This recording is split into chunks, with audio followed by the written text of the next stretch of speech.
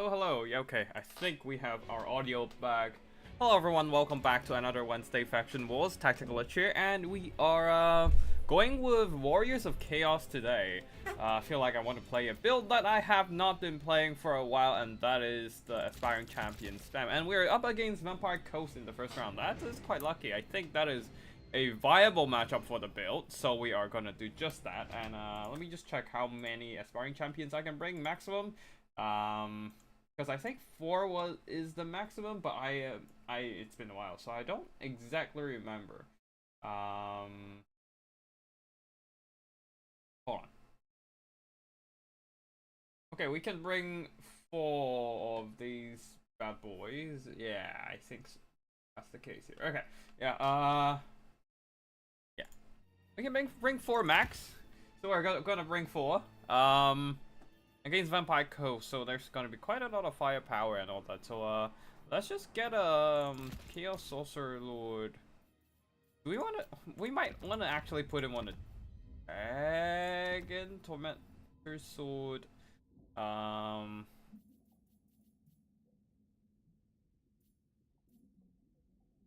Yeah, might as well, and a ton of horses. That's what we need. Well, to deal with those flyers possibly. And do some skirmishing. We need some Burning Ed, of course, and maybe Fireball. Ink on the Wood, Kindle Flame.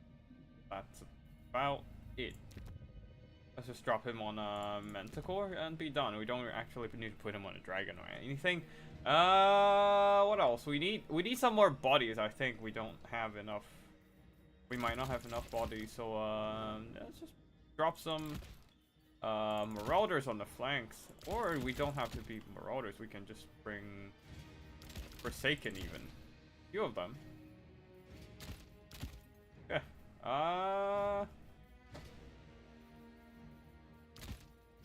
Oh wait, hold on. I need some AP actually. Yeah. Alright, I think we're almost done. It's a quick one. Just gonna try and spam infantry and burn down the enemy lines if possible. We don't have enough money for anything else, so yeah, I think that's gonna be it for our build. Yeah, just have to rely on the Aspiring Champions to break through the enemy front line and Forsaken kill Chaff, and then we have some throwing axes at the back line.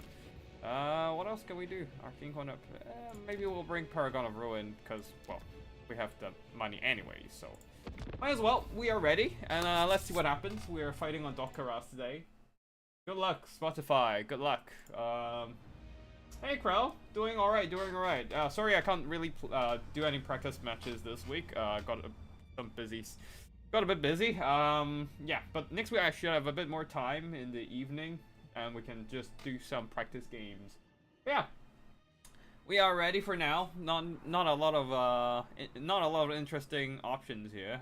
Just trying to just trying to bring up bring up our meme build and see if it works. If it doesn't, we're screwed. If it does, then hell yeah, baby. I don't really want to bring Herald Hammerstorm just because he might. I feel like he's a bit too oppressive up against vampire undead troops in general, unless you're Tomb Kings and bring a bunch of constructs. That's a different thing. But yeah, let's see what happens. We are ready now.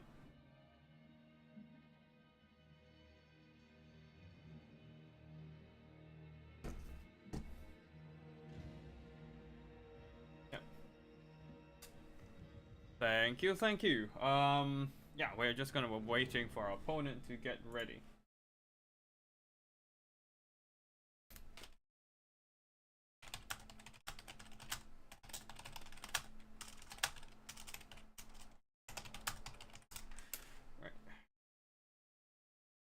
Just keep an eye on those tournament admin stuff. And actually, I always forgot to plug the stream on other servers. Let me just quickly do that while we load.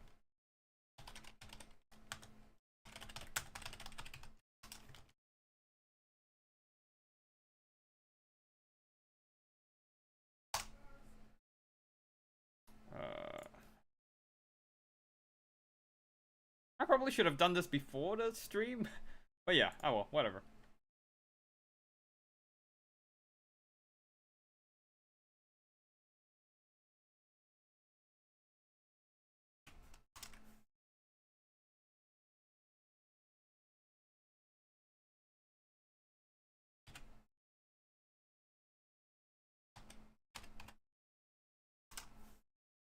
Alright, we are loaded in and we are ready. With our one line of aspiring champions. Nobody expects that, I don't think. I don't think anyone does. Yeah. The whole idea is that we just throw them in to the front line and just keep burning ahead on them. Like, we don't need to care about friendly fire on these guys because they have heavy armor and have low entity count. So they don't give a shit about being burning headed, while the vampire count coast chaff is the exact opposite. So we shall see what happens. We might need to keep the skirmishers on one flank and stay around possible infantry support in case they have scurvy dogs. But yeah, we shall see what happens here. Yeah. Actually, let's get the high ground. Get the high ground on the left side. Okay. 2, 3, and 4, and 5. Magic is chaos. Alright, we are ready, and good luck, have fun to our opponent.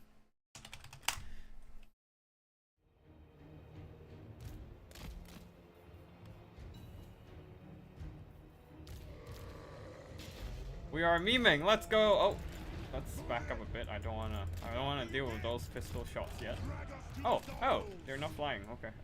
There's no flyers today, so we can probably push stuff back. I do miss the Vanguard deployment of aspiring champions for a bit there. Like they used to have Vanguard deployment. Damn it! I could have jumped everything in the front line and jumped any Vanguard deployment. Damn it! Those were the good old days. I mean, those were the days where aspiring champions are actually kind of shit. So it's a different matter here. But yeah, still doesn't matter. I still miss them. I still miss the Vanguard deployment. They did me a lot of good back in the day. It was really fun. To go for an infantry focus of Vanguard deployment stuff. Anyways, let's just keep pushing. We don't care. They can shoot us. I don't give a shit. Ew. Ow, ow, ow, ow, ow. I mean, they're shooting at the horsemen, so I care less about those. Which is a good thing about this. Yeah, we just keep pushing, man. I don't give a shit.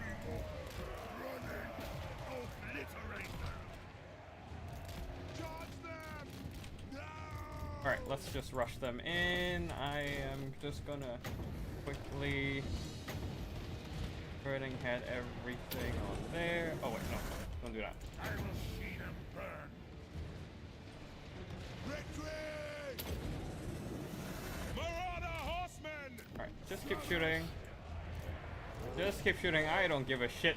Wow, aspiring champions obviously don't give a shit. Alright, we go there and start shooting. Oh, let's fly over here and start shooting.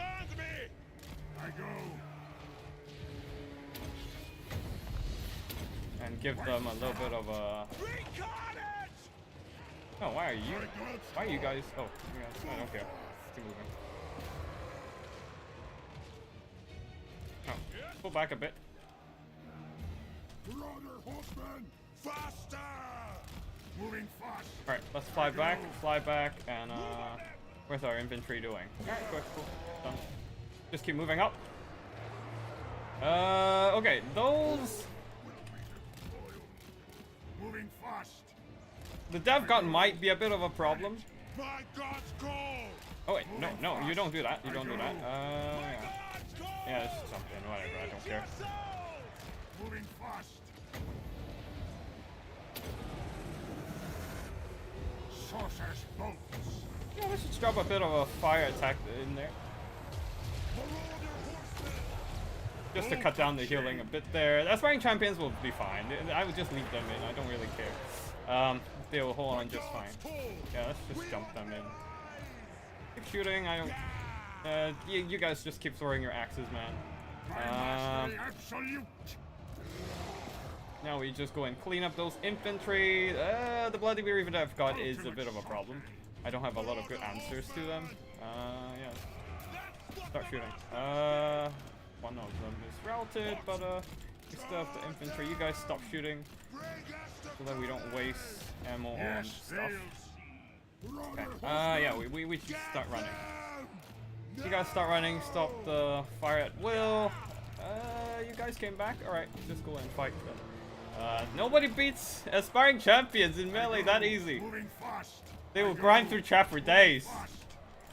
The only problem now is the Bloody Reaver Death Gods, because Aspiring Champions they can hold, but they can't really kill them fast. So that's the only problem. Alright, you guys go and fight those. Help out. I go. Okay, let's just park them here, and then we can start dropping throwing axes at the Bloody Reaver Death Gods. Forsaken, go there. Yeah, just drop right on top of the Aspiring Champions. I don't give a shit. They don't care. There we go. Just burn through everything in there. Thank you. Again, they don't give a shit. Okay, actually, I need those throwing axes on the other side of the map. Throwing axes! We fight! Close combat! Throw! I have mushed. Oh, that hurts a lot. No! John!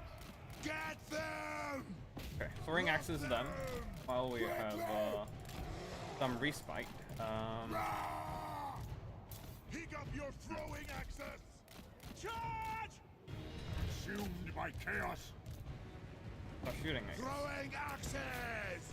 I mean, I am not in exactly the most comfortable situation right now. There's still a lot of Bloody Reaver Death Gods around here, and I don't like that at all. Yeah, just send those over while we still have some javies. Just keep throwing javelins, man. Okay. Alright, you guys can stay there for a bit. I don't really want you to go and help out.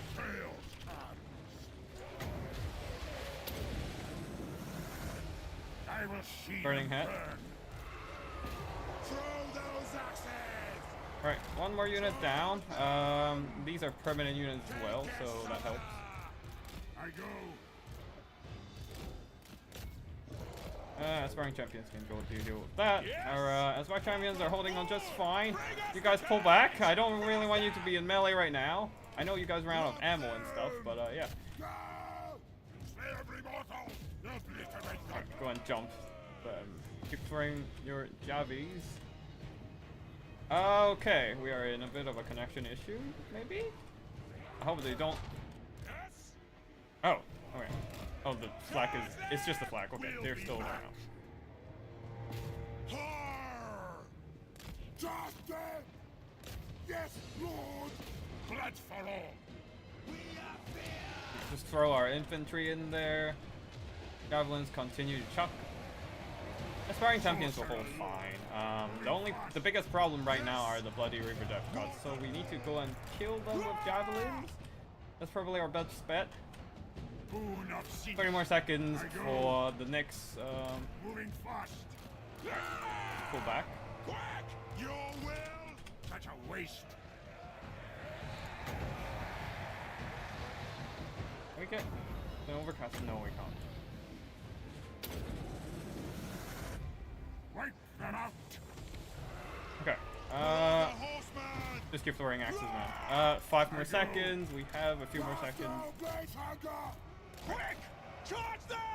We don't have to throw in melee just yet. Come on, come on. Capture them. Alright, cool. Lock them down. Charge them, try and break them in. And like, we still have a few seconds. Oh, wait, no. They turn on enrage? Okay. Alright, pull back. Just keep throwing axes in them. I totally forgot about the capture point. Bolt of change. I go. Yeah, just let the aspiring champions like grind it out with Count Noctilus for a while there. The main problem are the Bloody Weavers I've got that I don't have a lot of good ideas on how to fight them. Yes. So be it. I'm running low on ammo and I'm running out of troops. Sorcerer of chaos. I'm running out of options in general here. Running. Sorcerer Lord. Odds honor. Brother horseman. Ultimate sorcery.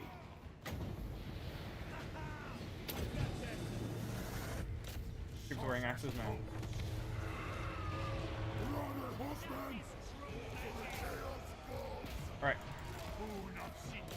I will see them burn. Bring skull. we just have to do some cycles charging at this point and hope for the best. All will be destroyed. Aspiring champions, hold!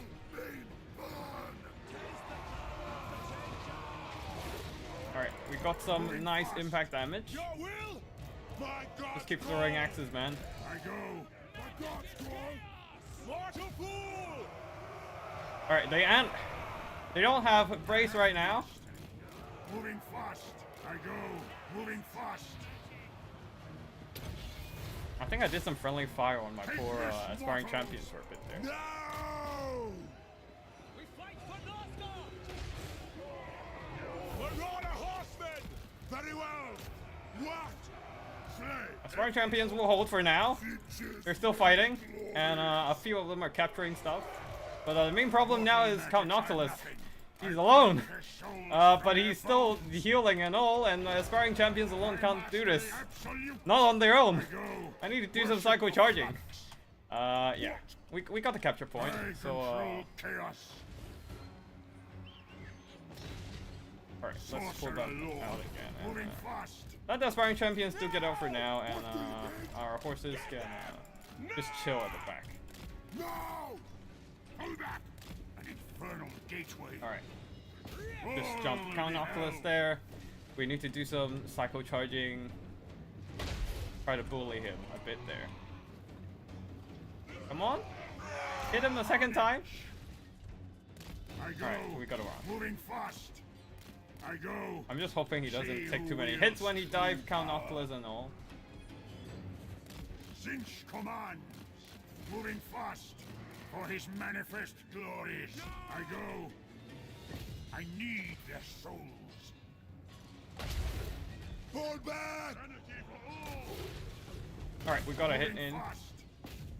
Aspiring champions, keep your eyes on Count Noctilus. You are the anchor. You are my only hope. Their souls Just keep Noctilus busy. I can't use the freaking Marauder horses to deal with Noctilus. Alright. I dropped his attack, but he still landed a hit on me. Damn it. And I can't land a hit on I him. go. Moving fast. I mean, I probably should have captured the point, but I was not paying attention to that at all. I go. Moving fast. It's patient cycle charging time. I mean, neither of them are really, neither of the infantry, I mean, as in, neither the aspiring champions or Count Noctilus is doing too much damage to each other. Yes, they'll see. I go. Oh, you got stuck behind aspiring champions. But aspiring champions are grinding down Noctilus, though. Which is something I am happy to Moving see. fast. Nautilus is getting grinded on the aspiring champions pulling it off. They are doing it. See them burn. They are doing it. Maybe? Come on. Everything is wavering on my end. What the I fuck? go. Moving fast. Oh god, the aspiring Go. champions. Moving fast. I go. They are hanging Moving on. fast. I need their souls. Yeah. Aspiring champions for the win. Alright. There we go. Aspiring champions for the win, indeed. I hate them, but I did say that I would play them. Well, one guy left low. Yeah. GG, well played to my opponent there. That was a very, very close battle. It's down to Count Noctilus trying to grind through the aspiring champions, but these most elite of Warriors of Chaos They do not back down. They just hold on and on and on. You have taken the hunger on Count Noctilus. Ah, okay, that's why I managed to win. My opponent didn't bring the hunger. Probably didn't expect such a long melee grind. If he had the hunger, then things are gonna look a lot more grim on my end. Simply because he will be able, he probably can heal cap himself, with the hunger. And I didn't really have anything to kill single entities, effectively. Not, definitely not, single entity footlords. Because you can see those aspiring champions are down to really the last tiny drip of HP. And, the throwing axes did well, just whittling down on the crabs, and, some of the murder horses, though, they got up pretty bad by the guns and all. But we managed to shut down the Lamprey's Revenge pretty early. The gun lines got burned down, but yeah, I didn't have any good idea to deal with infantry here. The Bloody Reaver Death Gods managed to grind through a bunch of my aspiring champions because they have way more numbers and also some pretty solid melee stats, armor piercing, that sort of good stuff. But yeah, Burning Head and aspiring champions is just a really good combo against a Chaffee front line. Yeah, they hold on forever, man. And Forsaken managed to clear up a bunch of the chaff. The main problem were the infantry in the end. But yeah, we managed to grind it through. Aspiring champions beating up Count Noctilus. That was a solid game. But yeah, GG to my opponent there. A very good game from Curio, but we managed to win this with a surprising meme build. That is our first round, and I think we're moving on to the second round. Yes, we do have a second round going against Sigos with Siege. I'm gonna go Aspiring Champion spam again. I think that works fairly well into the matchup. Yeah, let me just...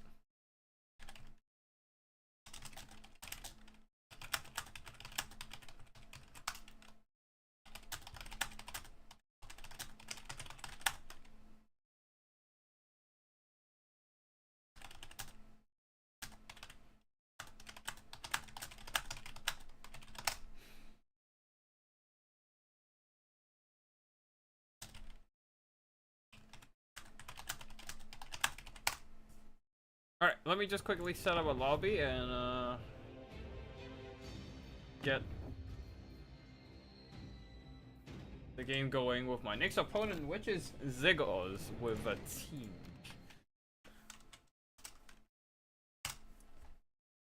Alright, let me just quickly bring back my Aspiring Champion build again. Now, I am afraid of armor piercing infantry. This will be a good front line against blue horrors, and even Zangors, they can probably hold their own against Zangors.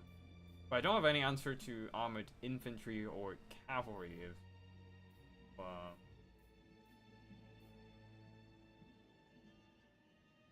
Kind of immolation. I don't want to bring Balakor. Hold on, let me think.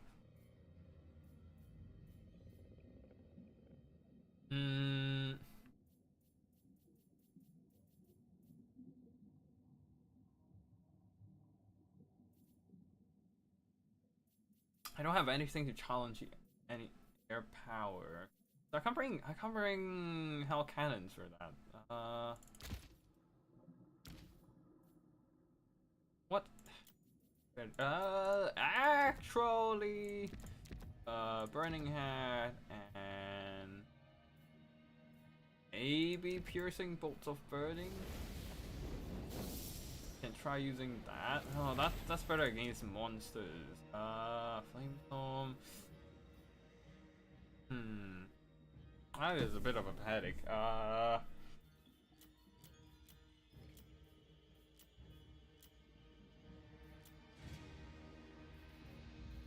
Yeah, the problem is I don't have any answers for yeah, the thing is I don't have any wait, hold on.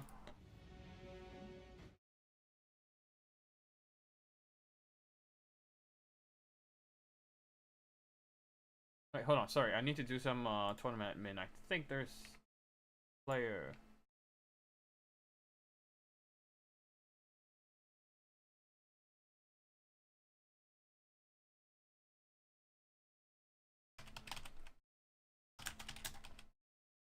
Yeah, just let me check the attendance of every player first.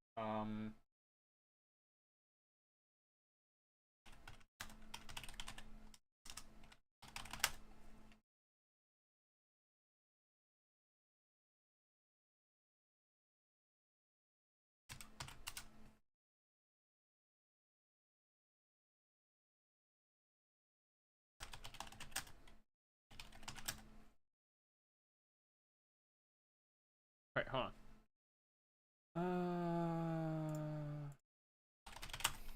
Just, do some tournament admin first. Give me a second.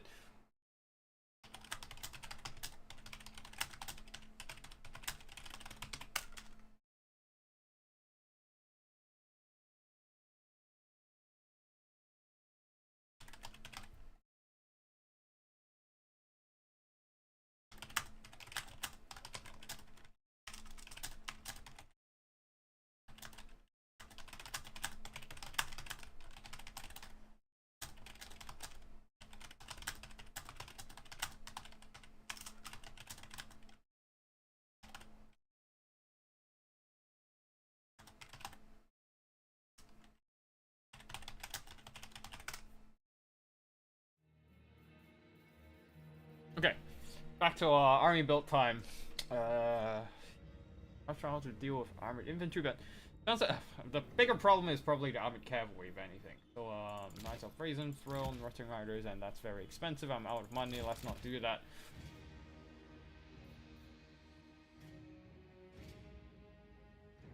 Let me think. What can I do to? What can I do to? Really, Knights. That's a very expensive war. Then I get a sorcerer. Then I get an Azazel, and hopefully he doesn't get shot to death. Some Javis and get Pavane. Let's get that and aid.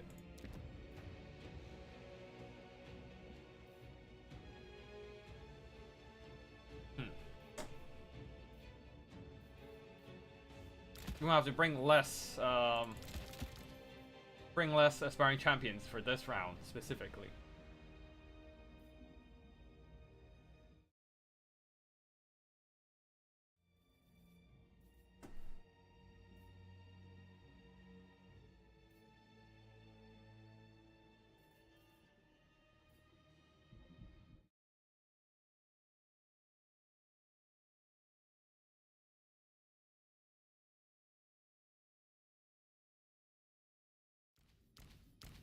Okay, 250 gold, what can I spend it on? Yeah, the idea is probably just to, acquiescence. Oh, no, just gonna Pavane stuff and, hopefully lure them into the wrong fights. Acquiescence and... have enough money for one more. Blissful Raptor. We probably don't have enough money for, Demon Blade will be useful. I'll bring Demon Blade. And this full Rapture, and hopefully Azazel don't die too soon. Yeah. Not sure how this is gonna fare. But we shall see. Let's go. Doesn't matter anymore. We just have to try it. And see what happens. Is Pasha not here still? I don't think he is. Drugash says he seems to be AFK. And we'll give him some time, but by the time if we're back from the stream,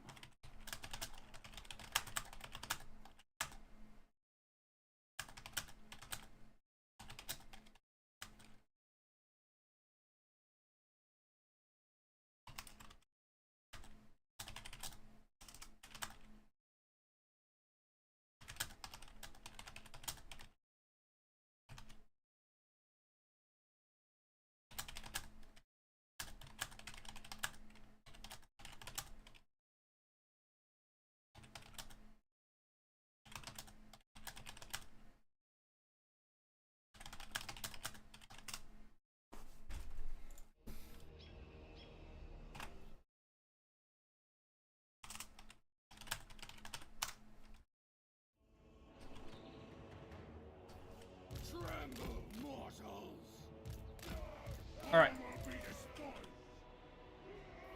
Chaos Marauders! Chaos comes. Chaos Marauders! Alright, let's set up a front line and hopefully, I'm not actually sure how this one will go. Two knights of siege. We have a couple of Doom Knights, and I hope they can do well.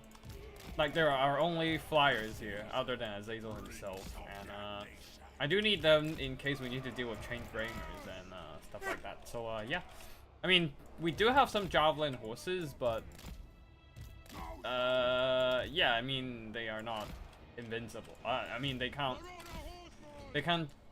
deal with Furies and Changebringers and Screamers all at the same time. So yeah, I'll need to get some air presence this time.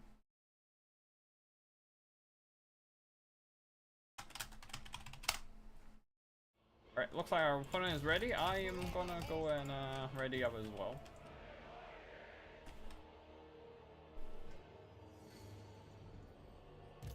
The damned break. Oh no! Alright, at least I need to high. This is coterie, and you are mine. Oh, god damn it! Exalted Flame is out of everything. Marauder Horseman! Quick! Lead us to mortals! Yes! Your will! Move on them! Bring Minor damage, I think we can handle that. faster! Alright, just get our marching up. Get one infantry at the back there, capture the point. Those flamers are a nasty presence on the field. Those exalted damn flamers, man. Just throw marauders onto the front line there. Aspiring champions can just hold behind. They don't really care about exalted flamers or anything, but They will succumb! that's So be it! Charge!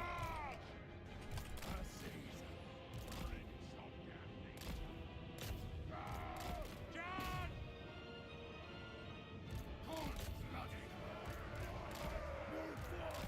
run. Faster! Bring us to carnage! Marauder Horseman! Yes! Close on the siege! The prince moves. Azazel moves. Take it for Alright, let's just do that to one of the flamer. Just shut them down for a while. Horseman! Take it, Southerner! two knights. Our duty obeyed! For the dark claws. Our duty obeyed. Onward, Alright, those Charge up! fucking flamers, the man. prince moves. Move out! Hold fast. Wait, what? Bringing ruin. Circle victims. Cause Come on. chaos. Pools of chaos. Conquest. With ready. Alright, acquiescence, I don't think it matters here. Marauder And, Horseman! oh shit, these guys got stuck in halberds. Faster! Your will! Oh man, they die fast. Holy shit. Bringing ruin. Running. Too many halberds? It's a halberd box? Get along! Faster! So be it. Delicious slaughter. Alright, go and fight that maybe? Advantage. Gorn's bloody glory. My And do we have a Pavane anytime soon? arcane might. Oh, the exalted flamer, damn it! Delicious slaughter. Yeah, this is the box build is not something my my aspiring champions can handle right now. Bring us to carnage! Throwing axes! Spread corruption. What? Ouch, that hurts. Okay, the only bet we have is right now is maybe try and kill the Lord. Not that I don't think we can bring this one back, but hey, we can still try our best, right? Yeah. Horseman! We want their eyes! It's a box build, and I don't have the Searing Dooms or anything to deal with it. Arcane power of slaanesh. totally should have prepared for it, but I did not see that coming, and that was on me. Brother horseman, bring us to Carnage! Move!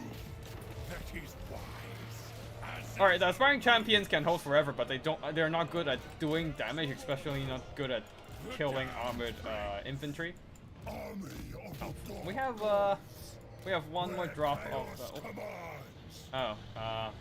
yeah, Gaze of Fate got locked down for a bit there. Like they can't kill through all these heavy infantry, unfortunately. So yeah, I think that is gonna be GG for us. Bringing ruin out of my way. Let's just go and eat a faceful of blue fire and let the aspiring champions continue to hold on for now. They're getting grind down for sure though. Huh. They're killing some of the Chaos Warriors, interesting enough. We have another...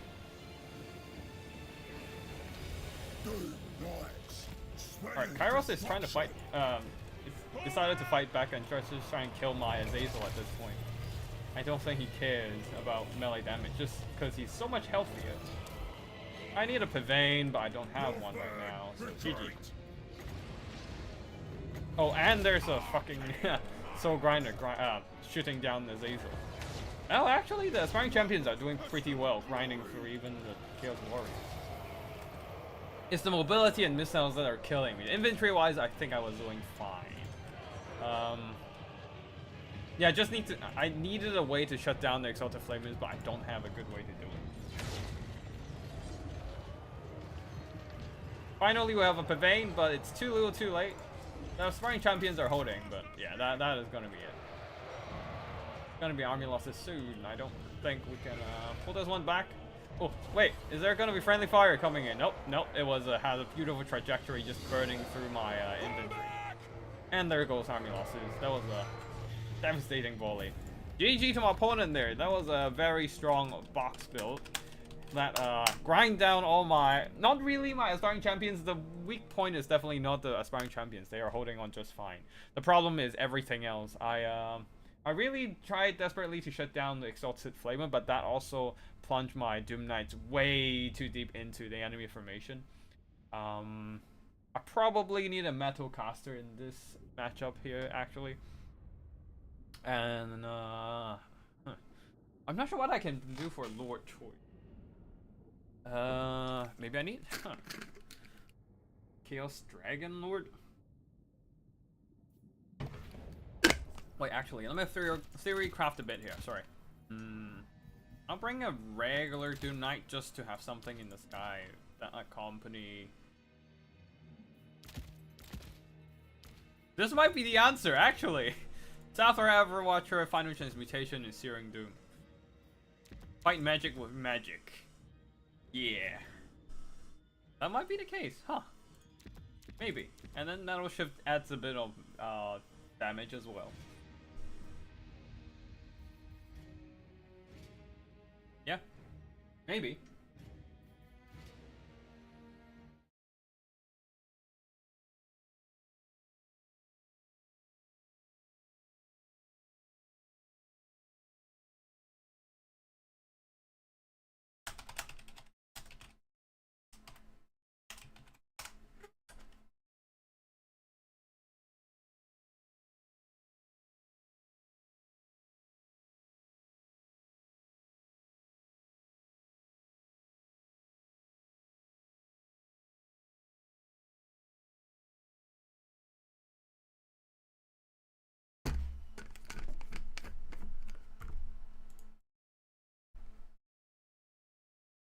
Okay, sorry, I'm just gonna quickly check with Drugash and see if his opponent's there.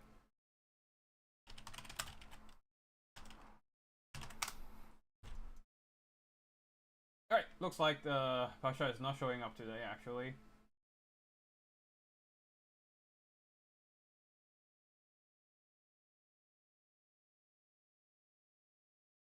Alright.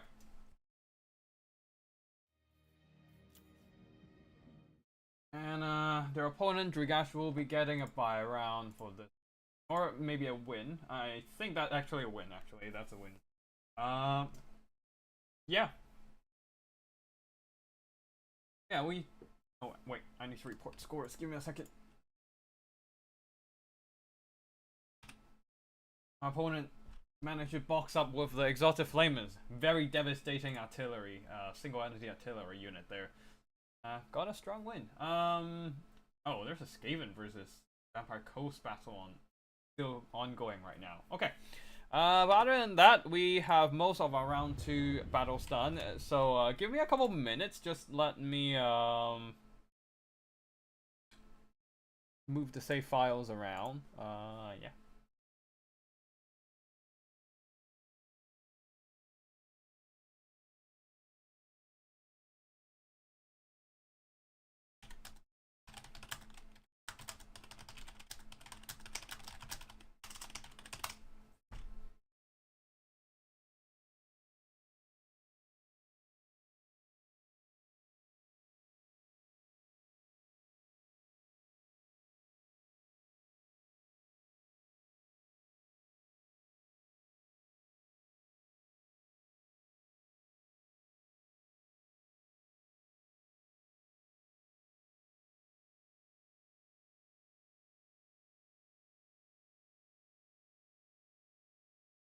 Okay, we got quite a few replays, but I don't think we can cast them just yet because there's only one battle still ongoing in round 2, and I don't want everyone to wait too long while I'm casting.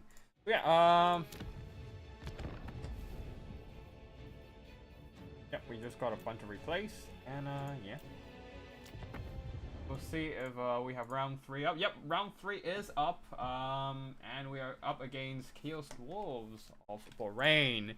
Can my aspiring champion spam prevail in this round? We shall see. It is not gonna be easy, but I have a bit more faith than against the Talbot box. Not that boxing is anything wrong. That's very, very, that's just a very reasonable tactic. I just do not have the tools to deal with it, despite I should have seen it coming, around the corner. Warriors of Chaos, Chaos Dwarves, Bahrain. First of all, Aspiring Champion. Secondly, we'll probably need to figure out how to deal with the... Wait, hold on. Get that. A couple of these.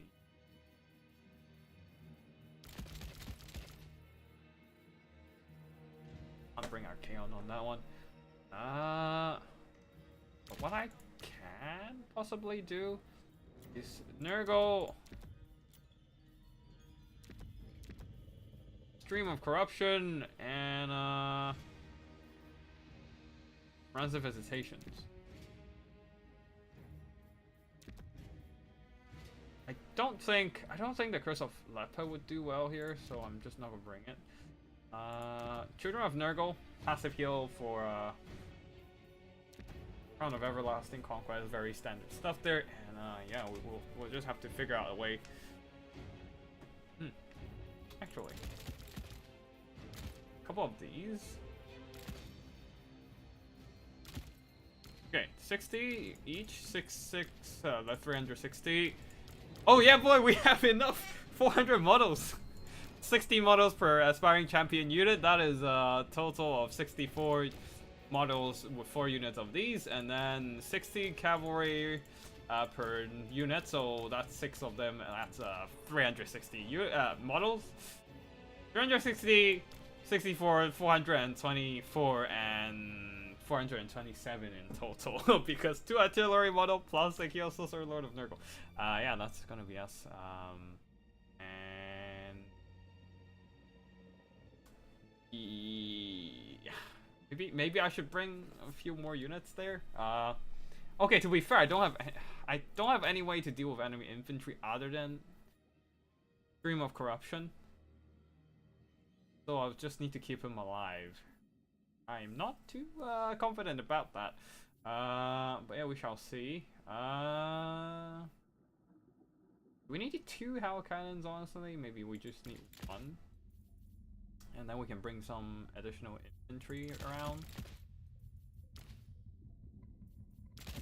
one aspiring champions can. Our infantry, that.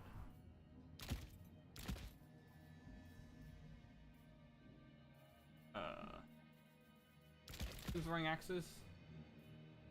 Now we can just bring the regular Javis.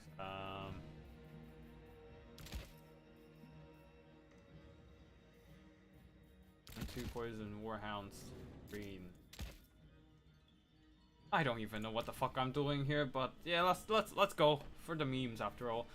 Stream of corruption to kill armored infantry, aspiring champions, and a bunch of other great weapons. Hopefully hold the line, and in case we need to deal with any blunderbusses, throw them in.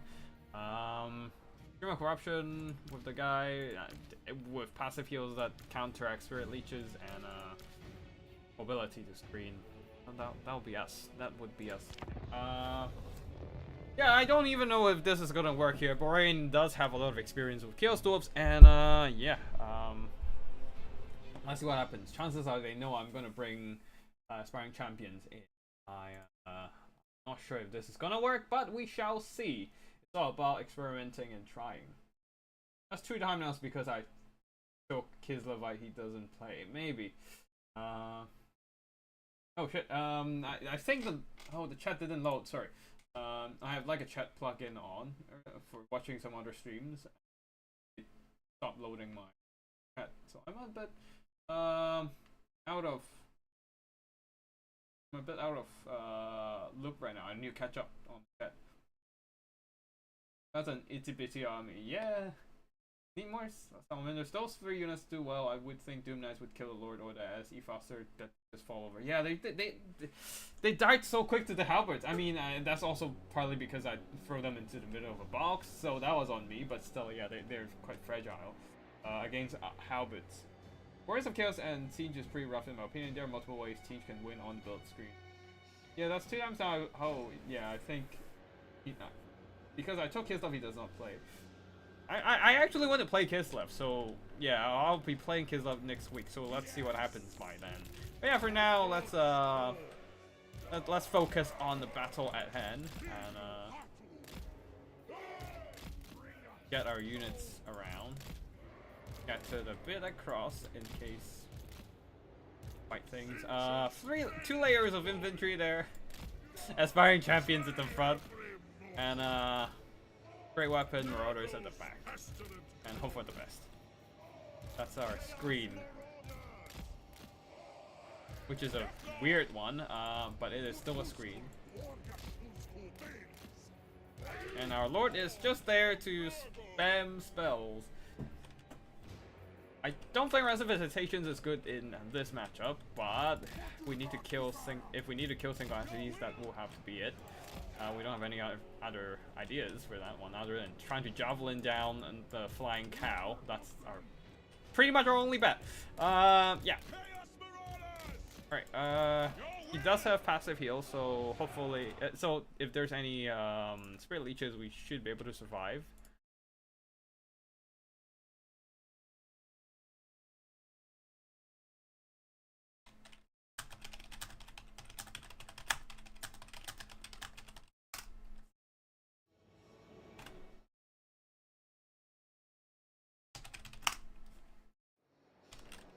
Right, I think we're ready. Wait, hold on.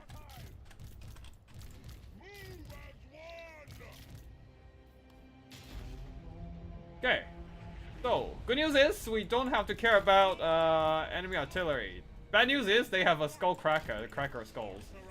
Also, for some reason, skull cracker is actually a censored word on a challenge. I can't actually type crack on the challenge page. Otherwise, it will get my my thing taken down. So yeah, weird, but yeah, it is what it is. All right, back up.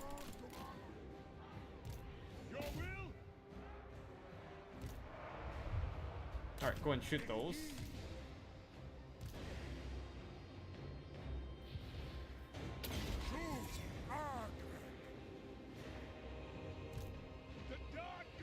Javelin down their lord for now.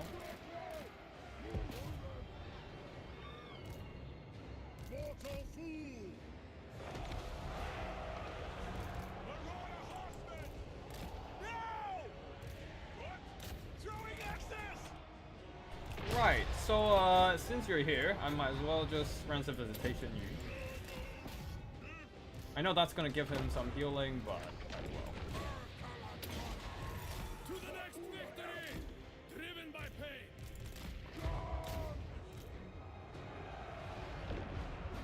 Striders! Alright, let's throw those. That's what the masters did. Alright, do that. Just keep on him for now.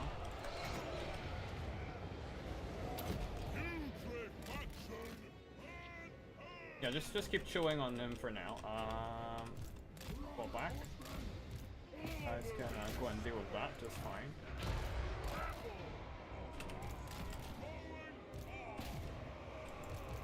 Just keep whittling them down. There it seems to be a bit busy fighting my stuff right there. Okay, I don't really mind picking the fight with my lord for now. Just keep spamming spells on them. Sparring champions can go that way. You guys go and fight that. Alright, blast them, please. Thank you.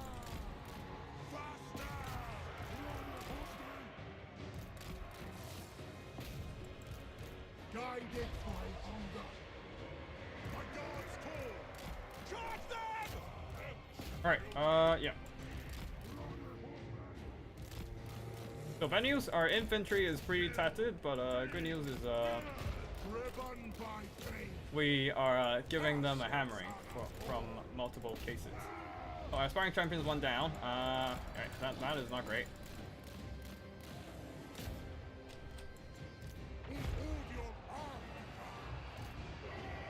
Alright, back up. Get the dogs to go and give them a bit of distraction right now. Finding fresh souls. Go and deal with the infernal iron guts for now.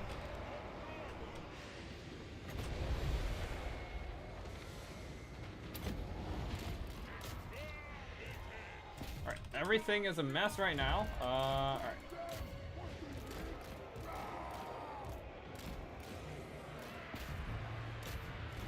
You guys pull back. You keep shooting that side.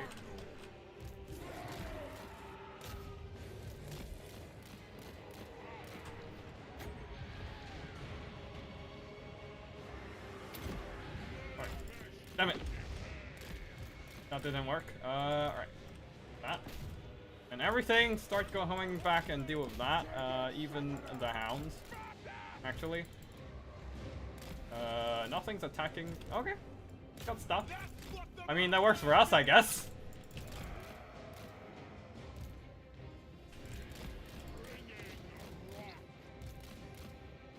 Alright, you guys just keep hammering those.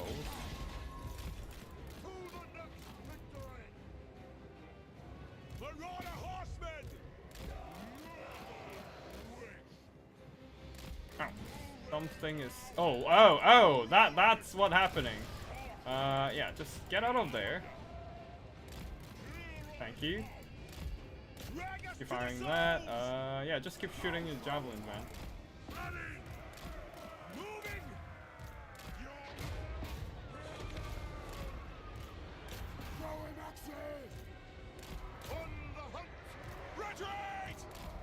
Okay, that was my bad. I should not have done that. Should not have comped everything up so closely, but it is what it is. It happened. We have to deal with our mistakes. Javelins, keep throwing at the Lord. We need you to do that. Alright, they're trying to fight that. Okay, we'll take the fight. We have enough HP to take this fight. Yeah.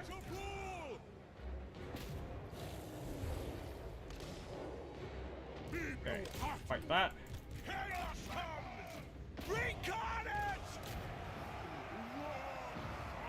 Alright, kill the Lord, and then once the Lord goes down, we can...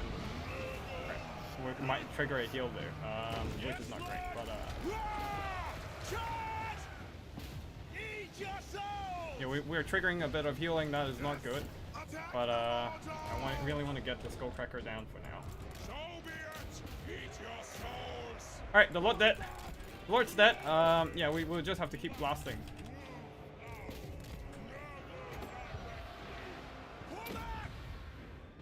Stream of Corruption.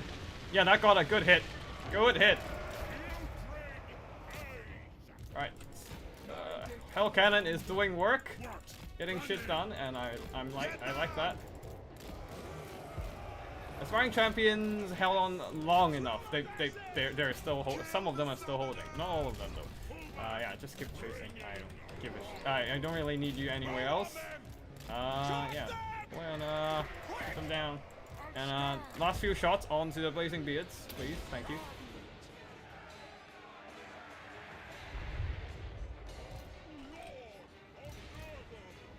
I don't have anything else to kill the Blazing Beards at this point. So your shots will have to do. Get the damage done, please, Hell Cannon. All right, you got this. I do have some hounds sitting there idle, and that was a mistake. I definitely made. We need to kill it anyway, so might as well. And we are out of ammo completely. Great. Absolutely not great. But yeah.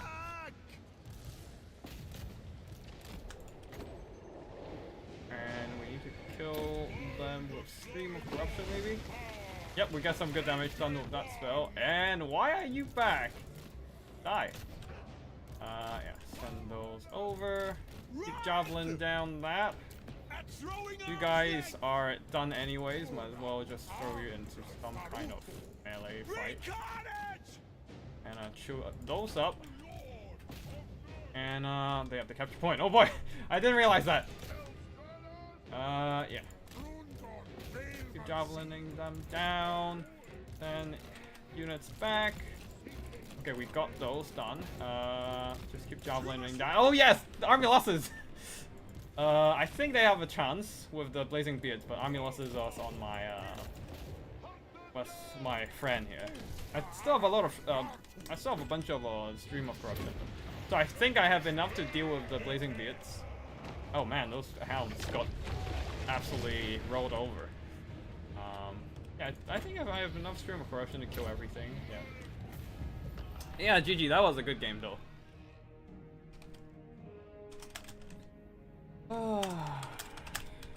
That was close. That was close.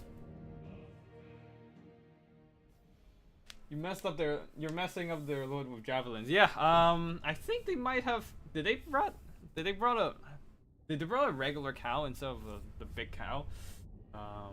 I'm not sure. Actually, I need to check. Is it a Great Taurus or is it a great a Bale Taurus? That's the real question here. But Hell Cannon did a ton of work. 3,400 gold worth of damage value. Oh man. You keep facing small elite armies. Cannon nicely protected there for sure. I don't see a lot of mobility on the other side. Like one thing the Chaos Dwarfs lack is cheap and cheerful mobility. I mean they have a bunch of Wolf Raiders, but they are relatively costly with subpar performance. So like with that many Marauder Horsemen and Hell Striders and Hellhounds, I should have Chaos Warhounds. I have enough bodies to block up, to just protect any possible mobility. Maybe if they went all in on Bull Center Render plus Marauder Javi spam, then I would be in trouble. But yeah, this time this is not the case. The Aspiring Champions didn't do a whole lot of damage. They got pretty much wrecked by the Kadai 5 one there. The perfect counter against them, and also the blunderbusses did quite a bit of damage to them too, despite the silver shields.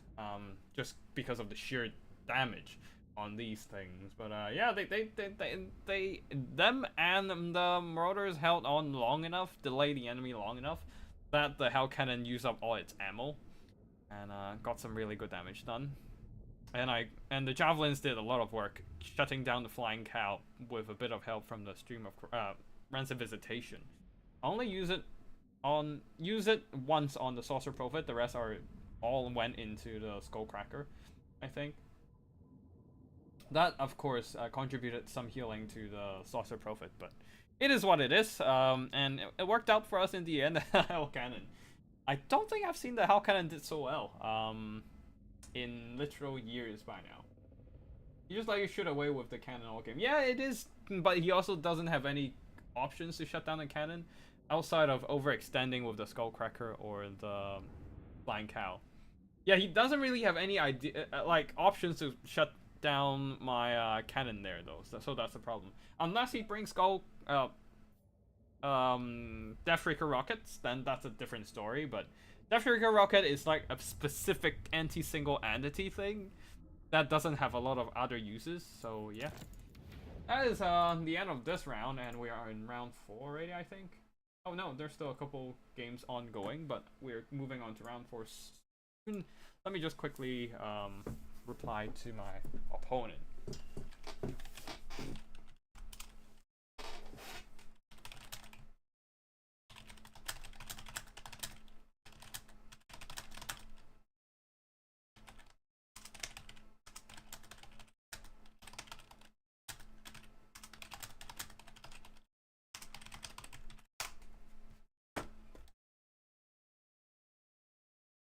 Yeah, my opponent doesn't have any options to kill the Hell Cannon, unfortunately. Not even if they... Yeah, What can they... Okay, actually, let me just quickly check. What kind of Flying Cow are we looking at? It does not have the Breath Attack, so it's like the basic Flying Cow.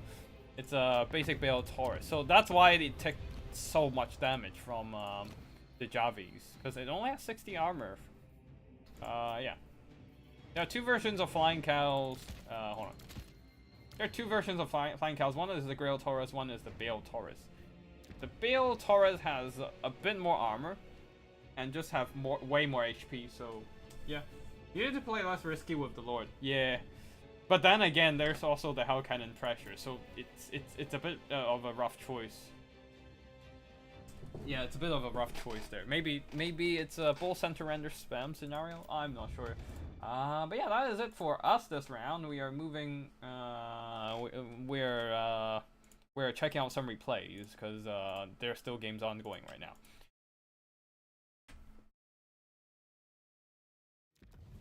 All right, let's check out some replays, and we have a lot today because we do have a pretty good turnout today. Thank you everyone for joining, and okay, let me just quickly check which is the shortest one that I can speedrun, so that my next opponent won't have to wait too long there. Oh, okay, I think this is a...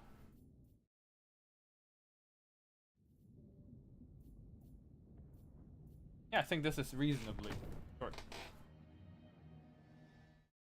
Okay, we have one more replay still, one more battle still ongoing, so we gotta be quick. Now, this battle here, Hayseed with Norska versus Drugash with Ogre Kingdoms. Hayseed going with... Wait, did I ban...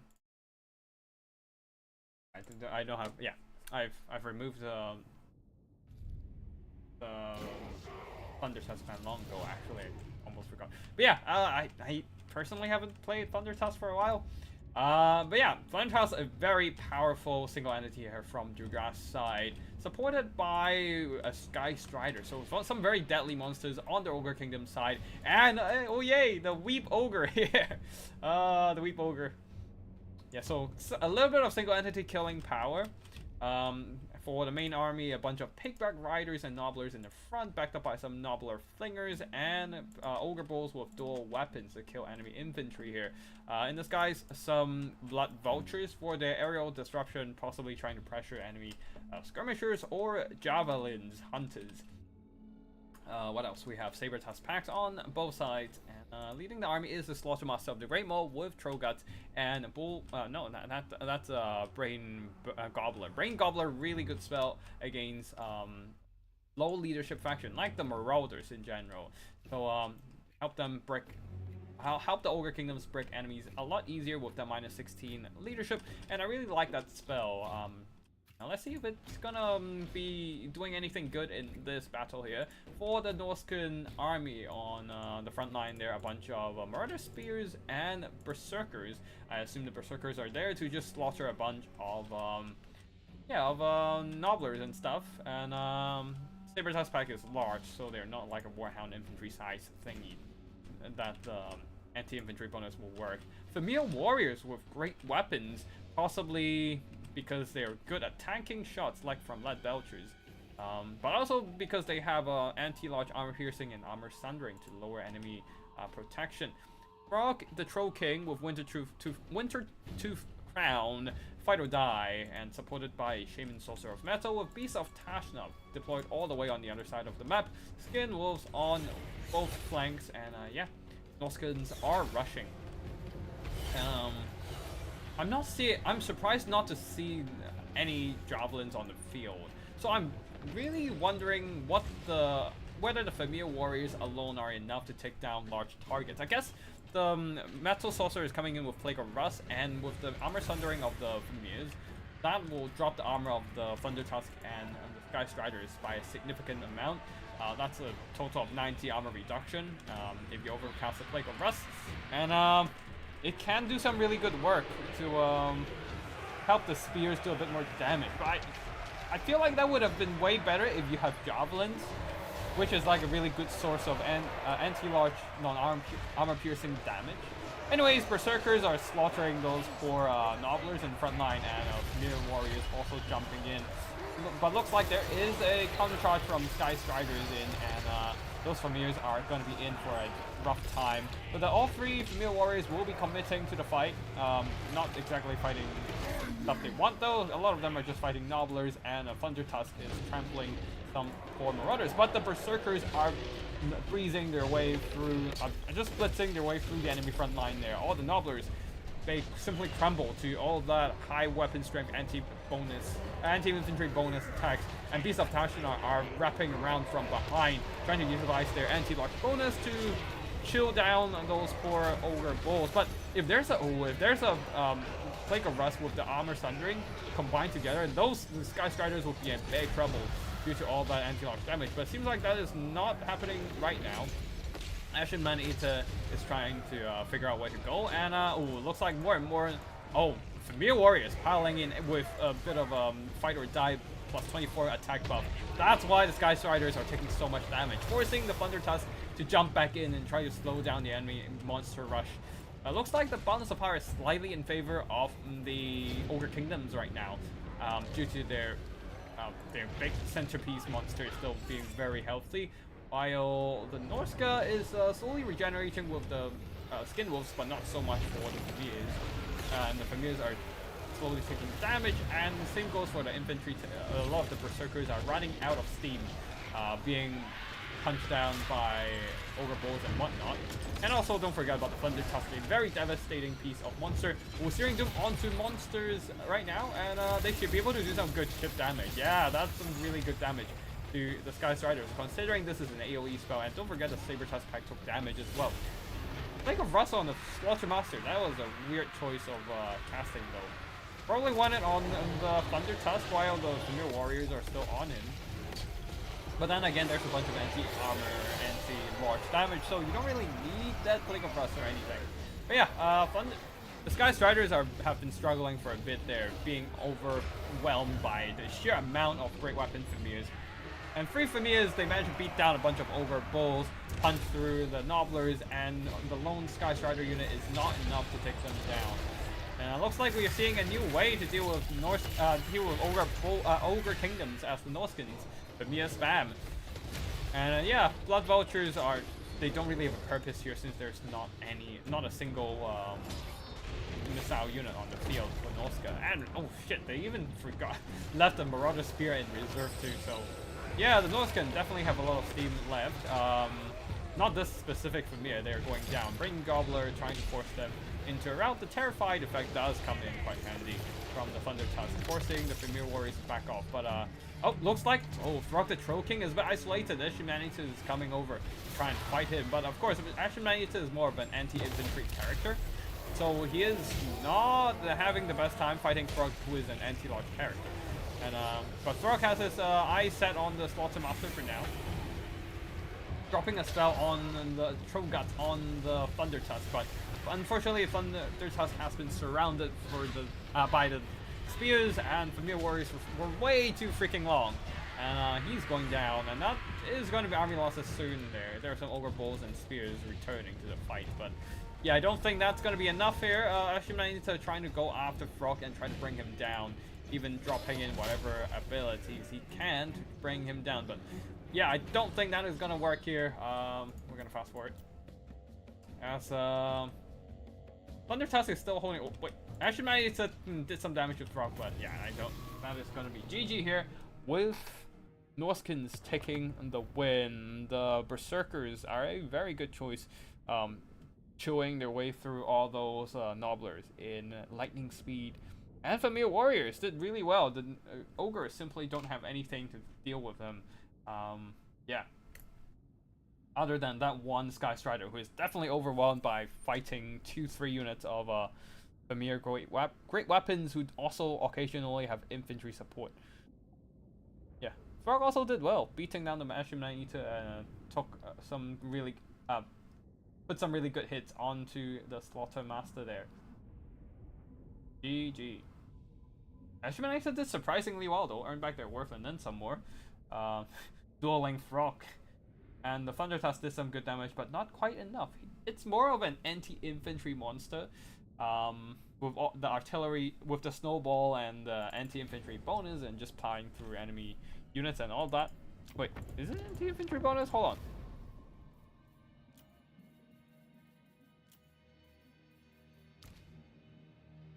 Yeah, anti-infantry attack. So yeah, it's more of an anti-infantry monster. So against Familiars, it's not exactly the ideal unit to fight. Norska got this in the back. If Norska do the 24... Oh, the Winter Tooth Crown.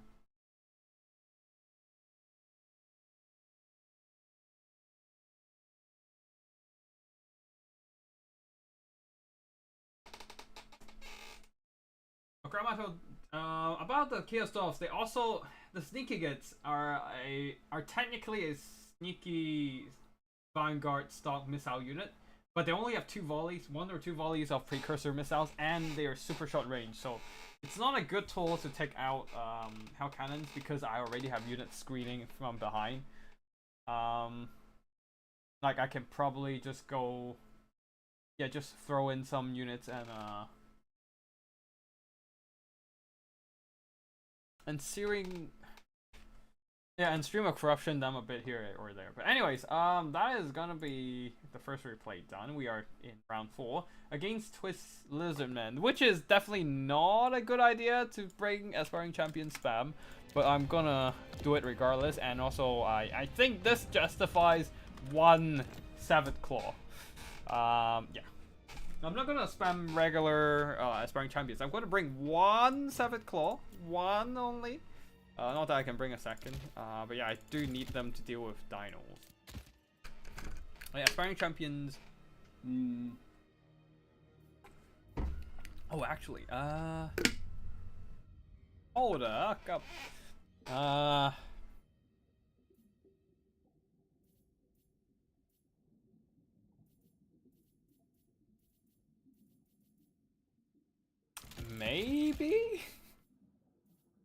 Maybe? Actually, hold on. Wait, no, that was not. Safrel, the Everwatcher.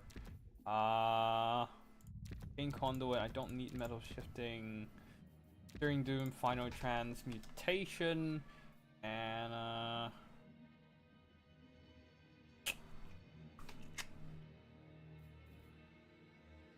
now there's gonna be a bunch of Coant Cavalry.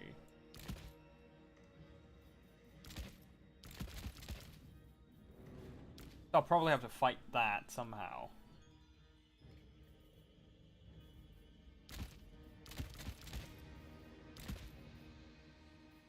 Oh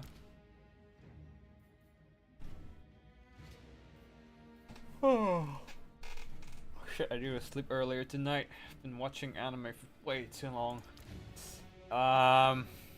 Anyways, that is not the important thing here. Prismatic Virality, that seems like an interesting ability. Reduce cooldown whenever casting. I don't think it matters, but yeah, I'm not bringing it actually. Doesn't matter.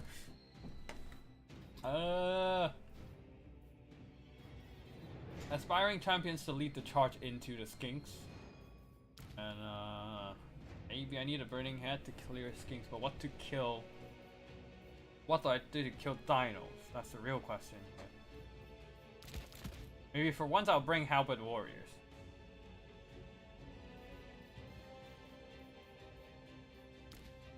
With a few throwing axes at the back. Yeah, I guess. That'll do. I might as well just bring a... Hold on. Huh. Maybe I can justify bringing Lore of Metal Dragon. And I don't have enough money for... maybe I do? Maybe I do. Searing Doom, Final Transmutation, and... I think I do have enough money for that. So we still have some change left. I think that's about it though. I think I can spend more on this. Guess I'll bring Metal Shifting. Might as well. I don't have any other uses for it. So yeah, I guess that's our build. Arcane Conduit, Metal Shifting, Tormented Sword, Chaos Dragon Breath, and Searing Doom, Final Transmutation. Yep, that is not a typical build at all, and don't try to do this at home, ladies and gentlemen. Versus Lizardman, I like the RRT monsters. Maybe cut 2 Axe Horses for Cannon. I don't want to bring Cannon against Lizardmen because they have access to Koan Cavalry, which is something I would struggle to defend against with my very limited cavalry and slow as hell heavy infantry. So I'm just gonna go melee. Not sure how it's gonna go, but we'll just try our best. That's the point. Actually, why am I doing that?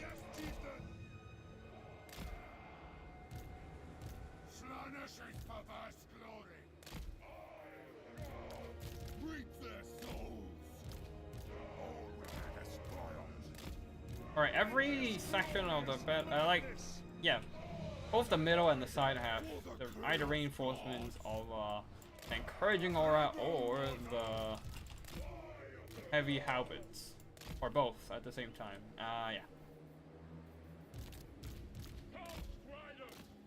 House Riders, I can't afford any more expensive cavalry in there, so like they have to do. They're shit, but they'll have to do. Maybe I should have brought the House Riders with Hell Scourge, but now too late now. We are marching forth with a lot of investment in the infantry, and I don't know if the cavalry is gonna pull it off.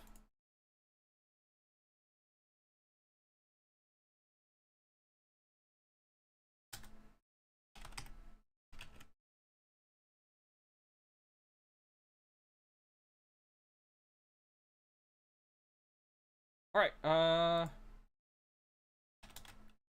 ready when you are. Good luck, have fun. The cannon would kill them, lol. Not really. It doesn't kill things fast enough.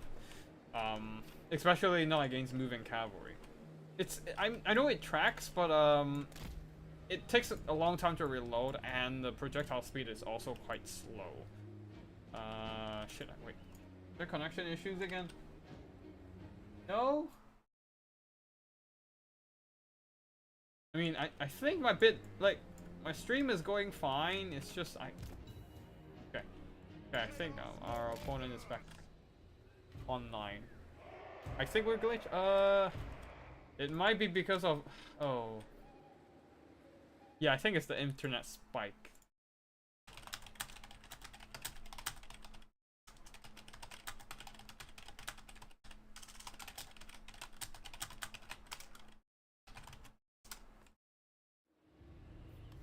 Alright, cool, we're rushing. And let's hope. Now we can't do anything but other than hoping that the aspiring champions can deal with the Red Crested. Alright, we have oh whoa, Red Crested Skink Chief. That is an interesting pick for sure. Okay, we have a dragon. We need to burn down the Court of Soul Tech.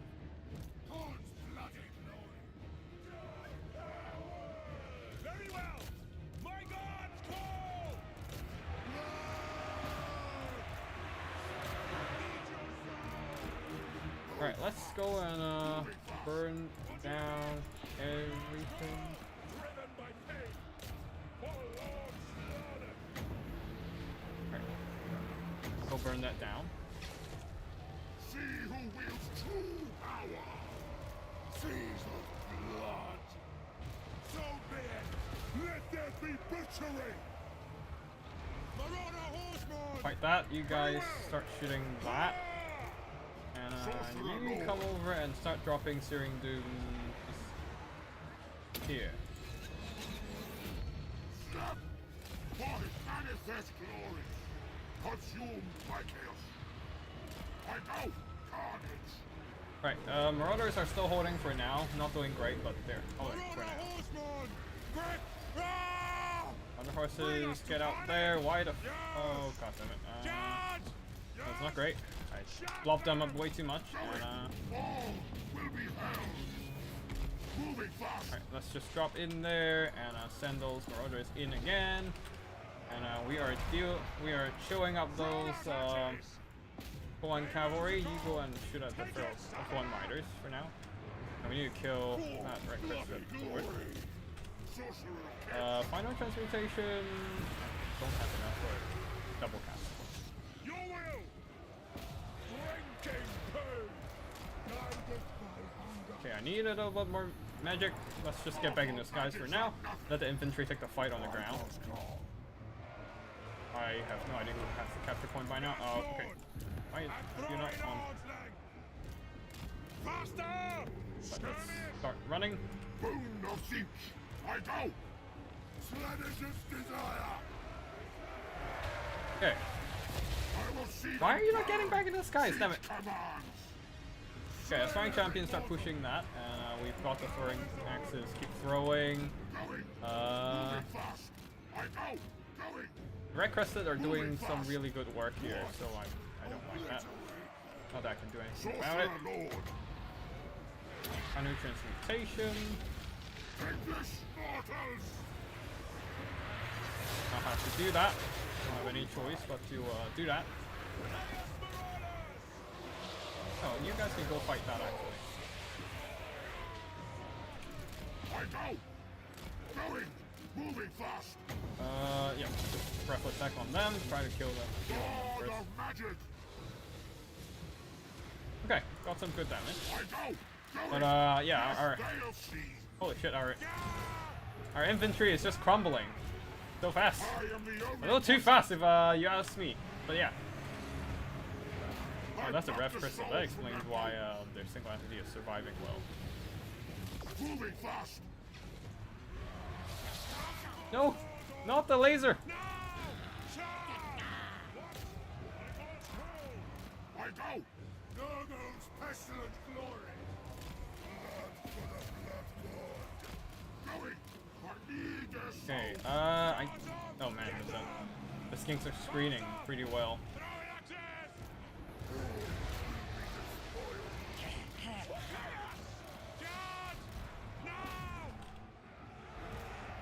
Alright, I think I got countered pretty hard with this build here. Well done to my opponent with the army pick. Guided by chaos. And also like the AoE damage is too much. I don't have what it takes to take this build down. Now is our time. Yeah, try and take that one out, I guess. The heals, they're just constantly coming in.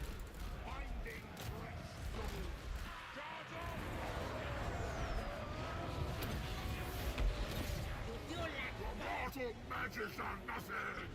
Pull back.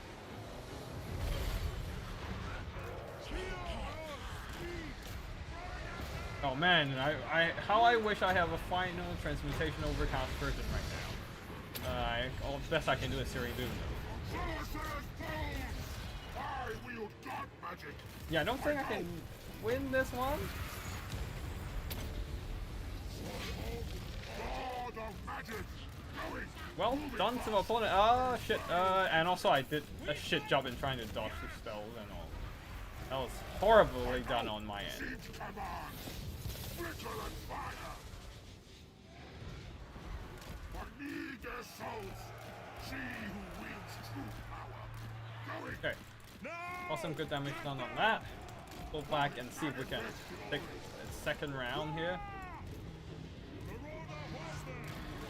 These are skink skirmishers. Like, skink skirmishers is just a really cost-efficient skirmishers and screen. Just so cheap and cheerful. Yeah. Got them and we got stuck a bit. Get out of there.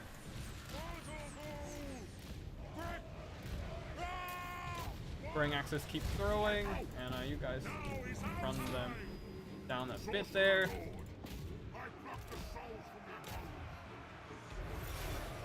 I don't have another final transmutation. All I can do is Searing Dooms. At this point, I already wasted the magic on an undercast final transmutation earlier. And army losses hits. GG to my opponent. That was a well played battle. Yeah, and Aspiring Champions obviously is not exactly the unit you want in this matchup, given how much armor piercing they have. But I just want to use them, so I did use them. But yeah, okay, the Chaos Sorcerer Lord did alright, honestly. If I saved up a bit more magic for the end game final transmutation, it would have probably performed better even. But I probably shouldn't have went with the dragon build. Just a regular Chaos Sorcerer Lord would have been better. The dragon actually didn't do that much damage. It's mostly damage using awesome timing on the calf trap when you land it. Game winning. Yeah, that too.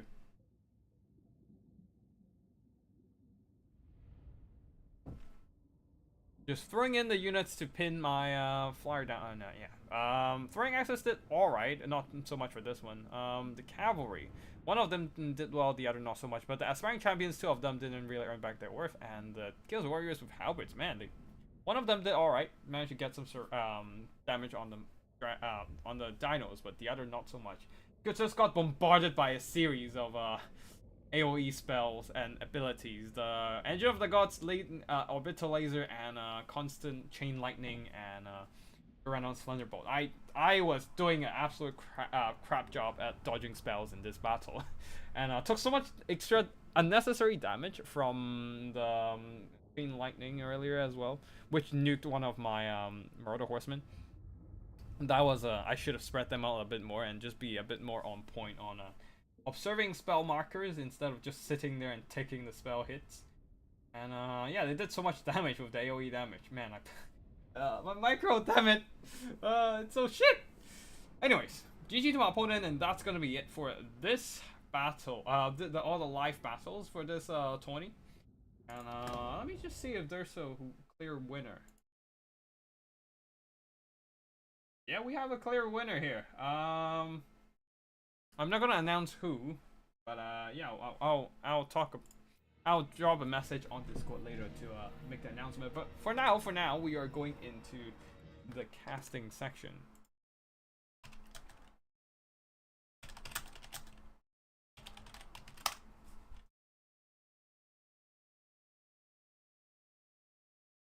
Alright, let me just get those replay files and then should be good to go afterwards.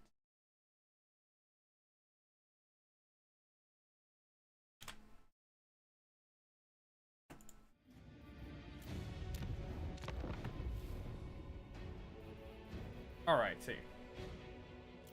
Yeah, we have a lot of replays to go through, so yeah, it's gonna be a lot of exciting games. We've seen this one. So I'm gonna delete that so I don't double cast. Alright, next up, Kislev versus Teen Kite. Let's see what happens here. Can we not have a final? We don't have a final. We already have a clear winner of the scores, and yeah, I also need to finish this. I usually need to finish this the streams before a certain time when everyone goes to bed. So that I don't keep talking and wake everyone in their sleep. So yeah, it's yeah, I try to keep the tournament compact and casual. It's also like a midweek night, so everyone got work tomorrow. So, yeah. Time constraints. But yeah, anyways, for the armies here, we have Kislev versus Tinge. Kislev from Spotify there, I think, General Spotify, going with Dar Guards and Watchmen of the Night in the front line there. So a heavy armor front line with a very solid melee stats. Ready to grind through enemy infantry there. Griffin Legion on the flanks, on one flank.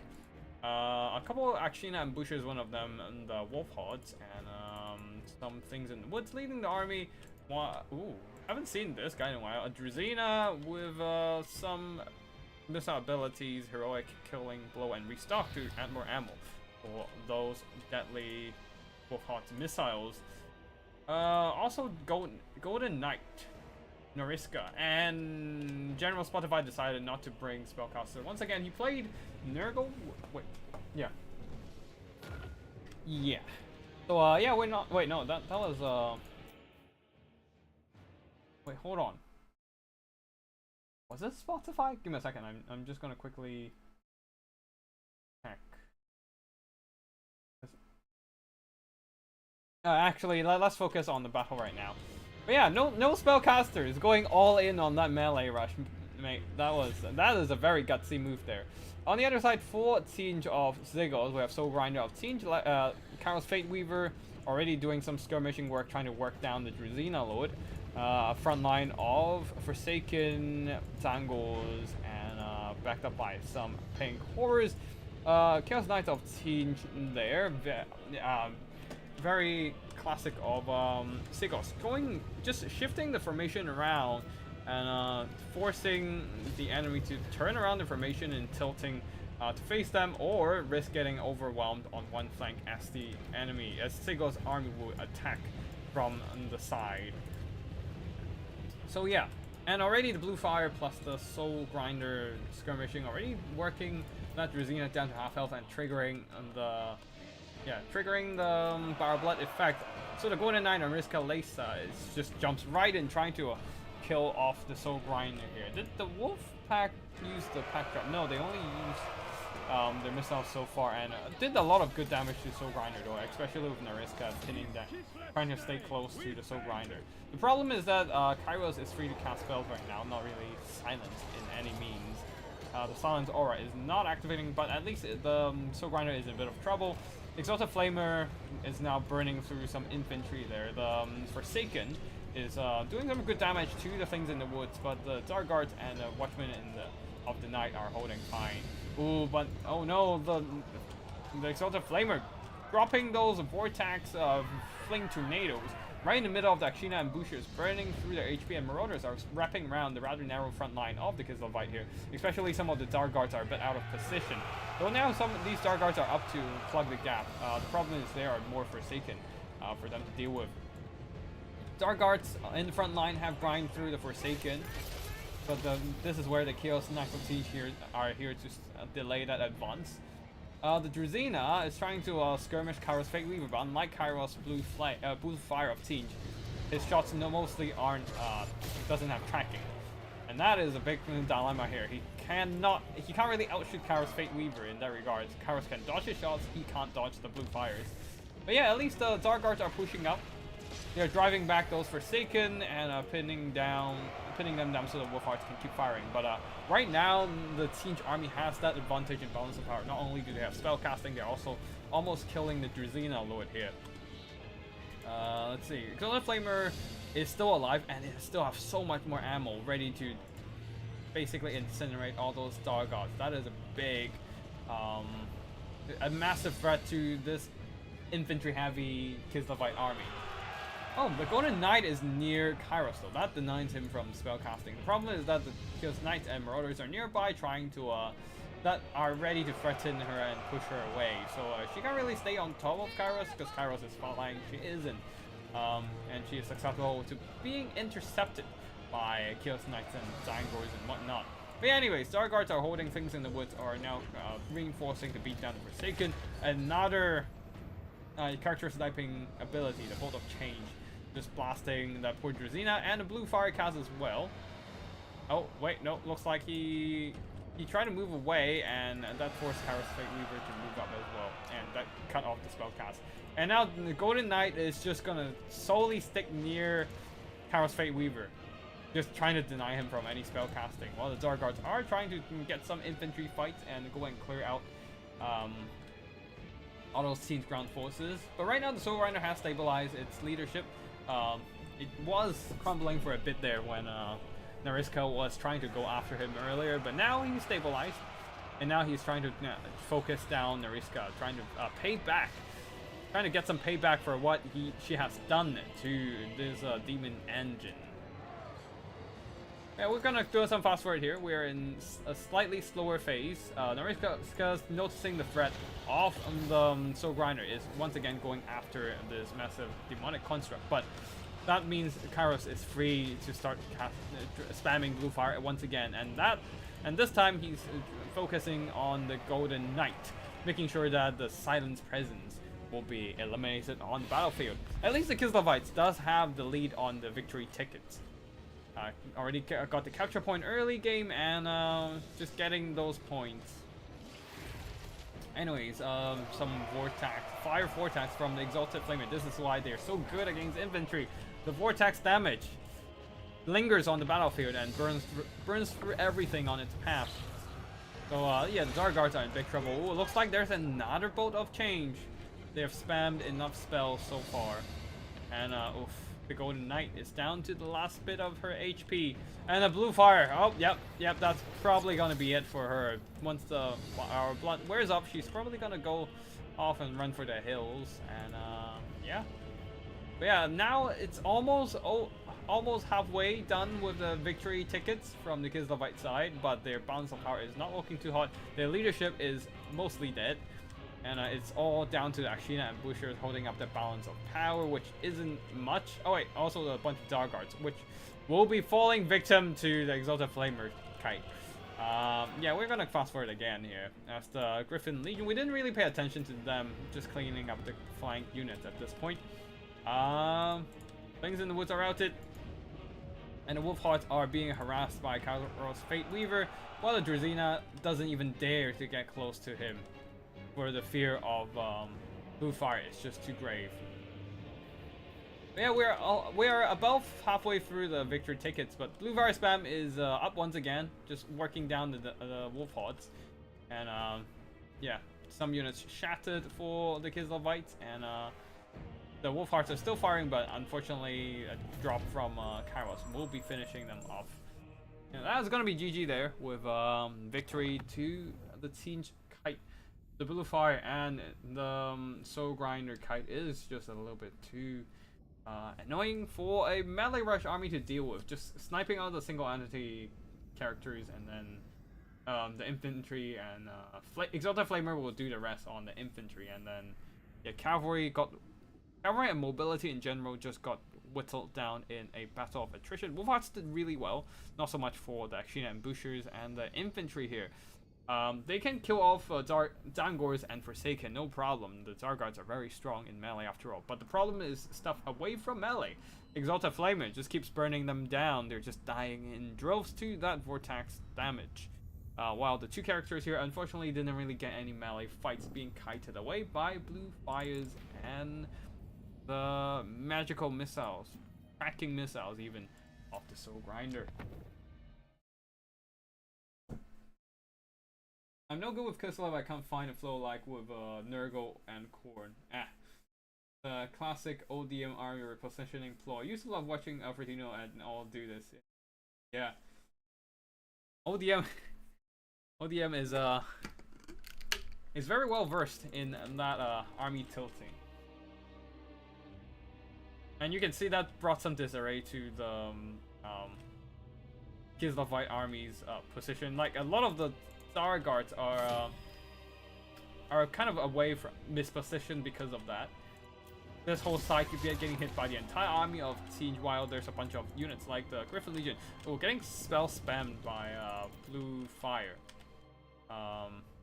That explains why they took a bunch of damage, but they still fought well and hang around till the late game. Chasing off routed units, perhaps? Oh, chasing off retreating Chaos Knights. Oh, this is why you don't want to keep running away, because that kicks everything into pursuit mode and just amplifies damage taken from being chased by enemy units.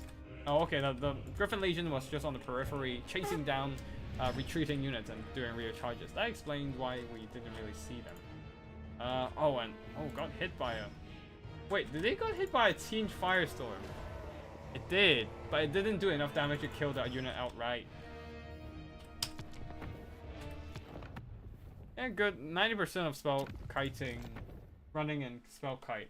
Yeah, it is part of the game, but so it is a mechanic that players will use to try and win. Like it is a part of the mechanic of the game, so it's not like we can't complain too much about it, or do anything against this kind of action. Because the whole point of the Conquest Mode is everything is fine. Every move is legit. But the capture point does encourage players to be a bit more pressing with their gameplay. But anyways. Scarbrandix out here going with green skins. And Grom the Paunch with a giant river troll hack with a Lore of Death spells. Not that you have any other lures to use. Oh, are we seeing a Colossal Quake? Indeed we are. Regiment of Renown, forgot the name of it. Menji Marauders, Broken Tusk Mob, and what else? Reklux, Armored Orc, the front line of Goblins, Spears, and Savage Orc Borboi Biggins on the flanks. So some very good anti-armor, anti-large cavalry. Expecting to fight against Koan cavalry, I assume. The Acid Burpa that can explode and do a bunch of and also burp acids, leaving acid damaging units behind. Leading army Grom Paunch has Language of the Boys, adding that immunity to psychology, really good against anything with terror, mitigating that leadership effect, and that is what Lizardman would bring. They do indeed have terror with the Quattro on the field, front line of Saurus Warriors and Red Crested trying to outwild the Greenskins, I suppose. With only the Orc Boys on the front line, I don't think that would be a problem for the Lizardmen. But the problem is that their Pterodon Riders in the skies are being shot by the Reklux Armored Orcs, as they're quite fragile and susceptible to missile fire. At the back there are 4 units of Koan Spear Riders ready to take on some enemy cavalry and monsters, so those Savage Orc Borboi Biggins will come in handy. Oh, there are also some regular Orc Borboi Biggins. Anyway, Spear Leech beginning on the Slamage Priest of Death with, whoa, a Purple Son of Zerus and no other spell. Okay, haven't seen this spell in a while. Let's see whether it does any good damage. We are seeing some Chain Lightning already on the Reklux Armored Orcs. And wait, was that a banishment on possibly Goblin Spears? I don't think it did any good damage though, so yeah, that was quite unfortunate. Probably should have wait for the cavalry to commit and then drop the banishment on top.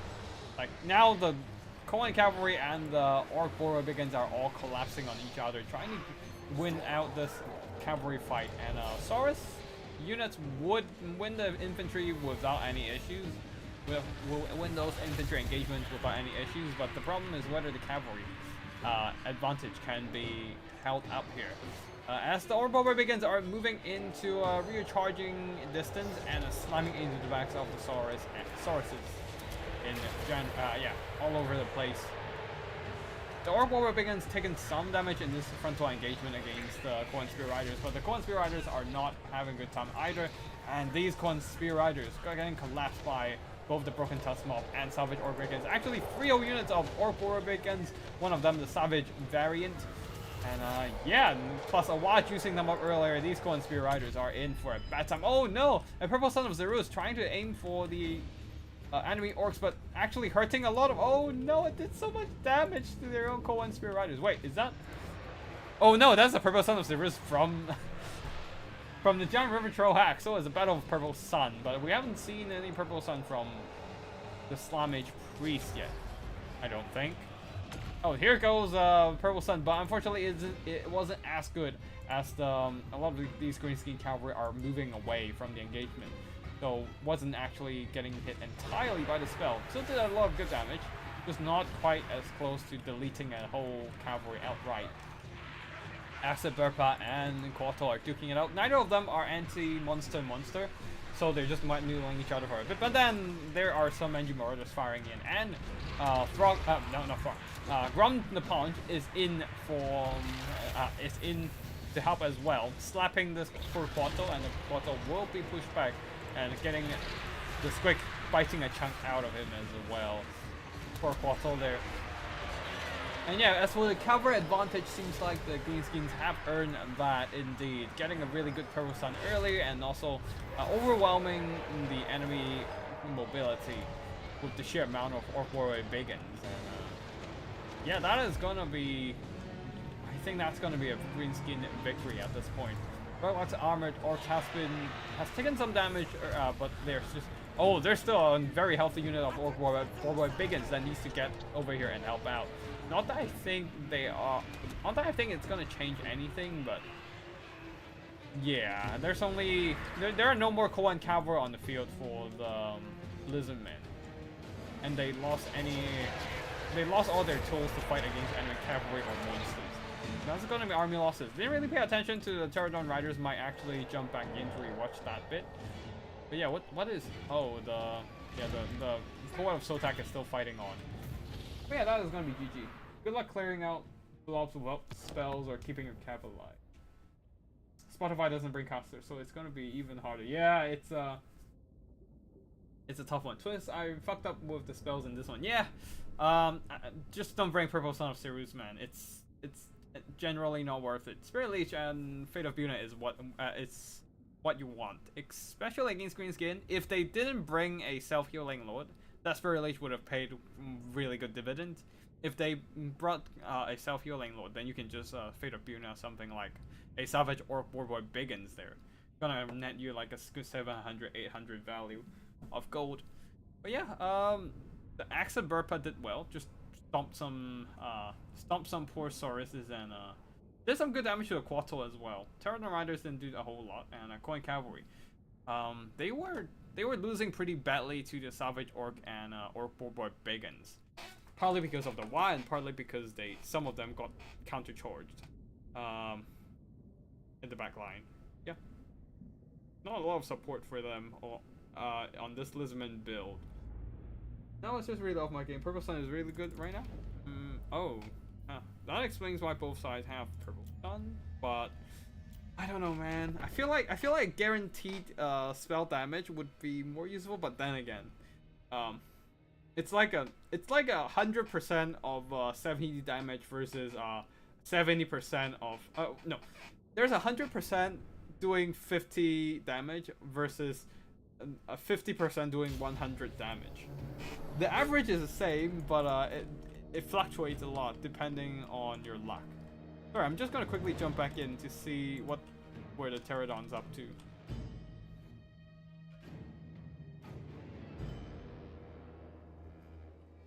Kill Skinwolves if they stay in it. Oh, okay. Lizardman mid-infantry costs too much. That is for sure. That forced the Lizardmen to go really narrow. And also they just died to the freaking Axe of Burpa hopping into. That was not great. Coin Cavalry are just pushing forth. Oh, they're trying to push through the front line, and that opened them up to a rear charge and surround from the Broken Tusk mob. That was quite unfortunate. Oh, okay. That explains why the Rocklock Armored Orcs died. They got rock dropped.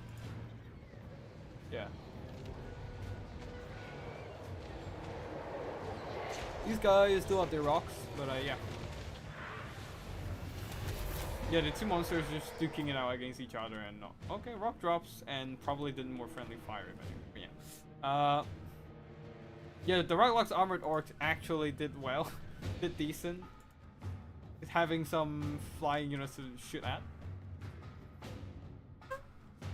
I think Saurus are fairly priced with buff. I think you are probably better off just to buy more skinks for the front line.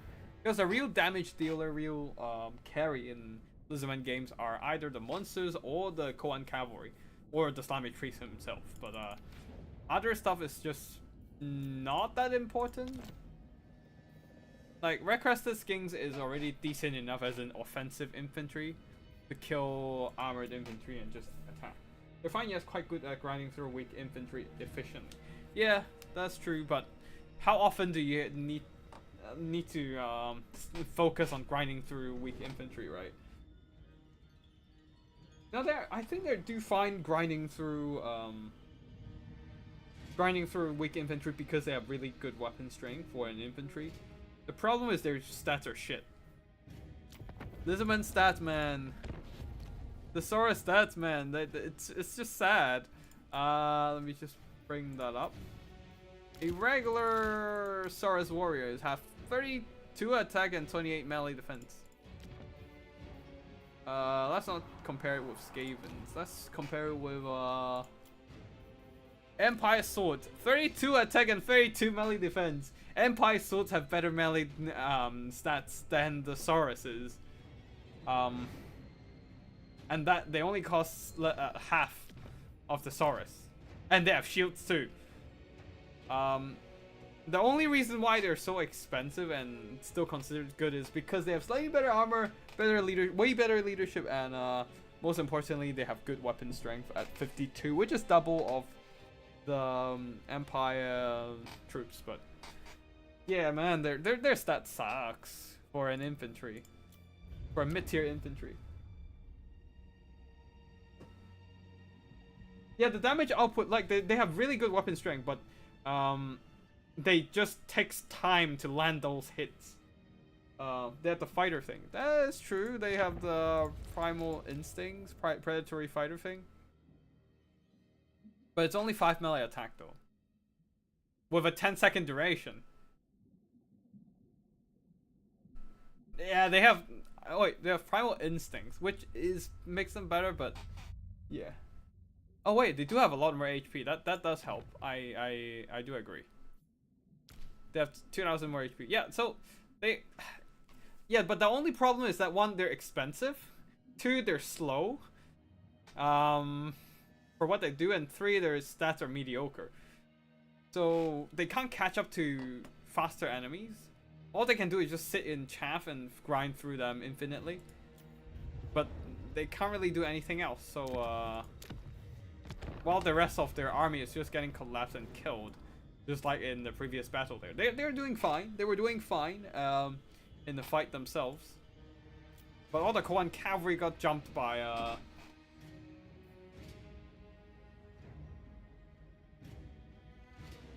Tactical Lich is gonna eat his words regarding the Saurus. Look, I think what killed my aspiring champions are definitely the red crested skinks. It's not the Saurus. I don't think. No, it's half joking, but also half legit, I think, because yeah, let me just quickly. Wait, no, there's no Saurus in that battle. Oh wait, so you have a Saurus battle that with the Saurus doing well. Okay, I look forward to see that to be proven wrong. Predatory Fighter is useless because it only activates after the fight is won. Yeah, that is kind of shit. They might be mediocre, but they have much more life than High Elf's lances that cost 500 points. I'd rather get a cheaper spear to hold the line, man. Also, they're way better. Like they yeah. I'd rather bring a spear to hold the line while the rest of the army do their thing. Anyways, next up we have Bahrain with the Chaos Dwarves, front line of Goblin Laborers, flanked by some sneaky gits, ready to do some anti-infantry plays against the Skavens, knowing that they do have that anti-infantry bonus, and also a bit of precursor missiles. One Orc Laborer and some Goblin Laborers, yeah, for the front line. At the back there, a ton of Hobgoblin Archers, 4 of them in fact, to try and outshoot the Skavens, and then 3 Khadai Fireborn, which is very good against Skaven infantry. They generally lack options to kill off monstrous infantry. And in this guy, Saucer Prophet of Fire on a flying cow. This is a regular Great Taurus, I think. It's not a Bale Taurus, so no breath attacks. Burning Head and Cascading Fire Cloak. On the other side, oh wait, no, there's 2 more Castellan. Infernal Castellans who are ready to just do some kiting, skirmishing, and oh, they can try and outshoot the Netibu Sharpshooter maybe? Oh wait, no, they can't even see them actually. Teeth Breakers is probably the better pick here. But anyways, for the Skaven here, a front line of Skaven slaves backed up by Teeth Breakers and Netibu Sharpshooters. On the flank there, Red Ogres and some Climate Spears. Leading the army is Lord Scroke. providing those Vermintide Summon and Pestilent Birth with Plague Monk summons, Liber Bobonicus and Rod of Corruption. Oh, there are 5 whole units of Dev Runners. Vanguard deployed at the corner. Nobody sees them, ready to ambush their foes. They have their stock ability. Unspottable Concealment Bombs already activated. I think that is a bit premature. They have stock anyway, so your opponent can't see them. You might want to use it once you're getting slightly closer. It's there's still 30 seconds, but I don't think they can catch up to the enemy formations before the ability wears off. Not that the enemy would see them anyways, though. So yeah, there's that. How long is the consummate? 90-second cooldown, so it's gonna be a while before they can use ability. But anyways, Nanti-Bulls already poking at the Inferno Castellan. I want to bet that the Saurus are gonna keep paying for themselves in the outer game. I have insider knowledge. Huh, okay. I'm happy to be proven wrong here, to see some units actually being good. Like the Purple Son of Zerus or Saurus here. But yeah, anyways, Fireborn already jumping into the front line with a Burning Head fallout from the Sorcerer Prophet. The Sorcerer Prophet getting a little too close to the Natty Bubbles though. Oh, and the Rattling Guns are opening fire. Showering him with a ton of missiles. Oh, the damage! Rattling Guns is actually decent now with their accuracy and no longer missing 90% of their shots. So yeah, if they have their eyes on you, especially like a big target like the Sorcerer Prophet of Fire or a Flying Cow, that is going to be pain. Down to already half health. Red Ogres are activated now, knowing that they need to stop the rush of the Kadai Fireball, and the Skaven Slaves really don't hold a chance against these monstrous demon constructs.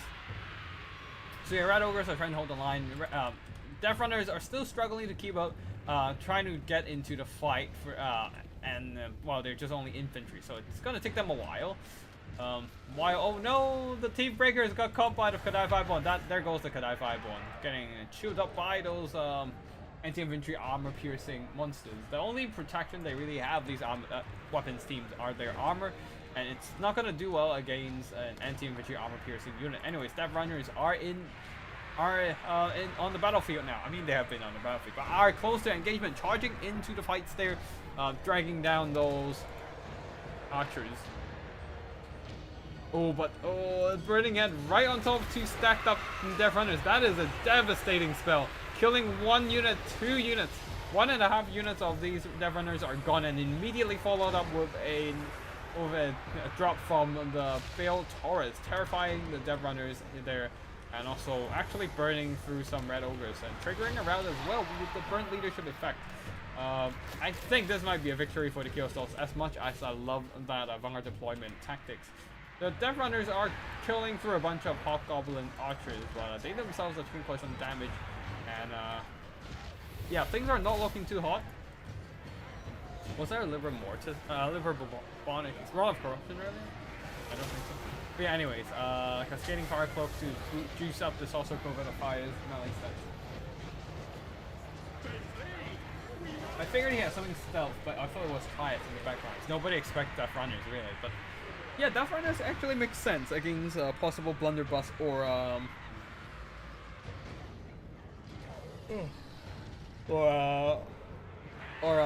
Fireglaive backline, but yeah, against Triads is probably a less popular idea here. But anyways, I don't think that's gonna matter here with what the backline is, because the front line didn't hold long enough at all. The Kadai Fireball just quickly punches right through those Skaven Slaves and get to the weapons team, shutting them down. And only the Natty Bulls Sharpshooter remain, and they themselves have taken quite a bit of damage over time. And yeah, the Death Runners are cutting through the enemy infantry, but the problem really aren't the infantry, but the monstrous infantry.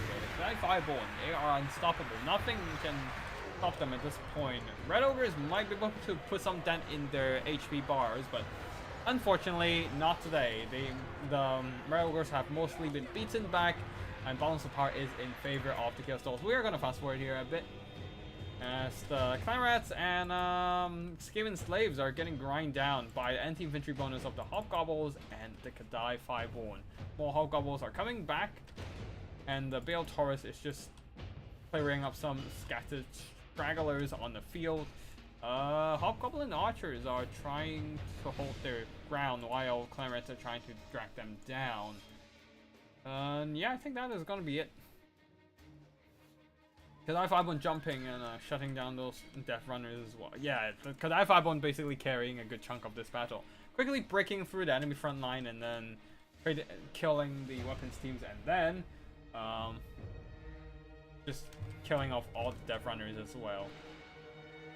Lost Croak is the only thing left, and there's some Netty Bulls still on the field, but...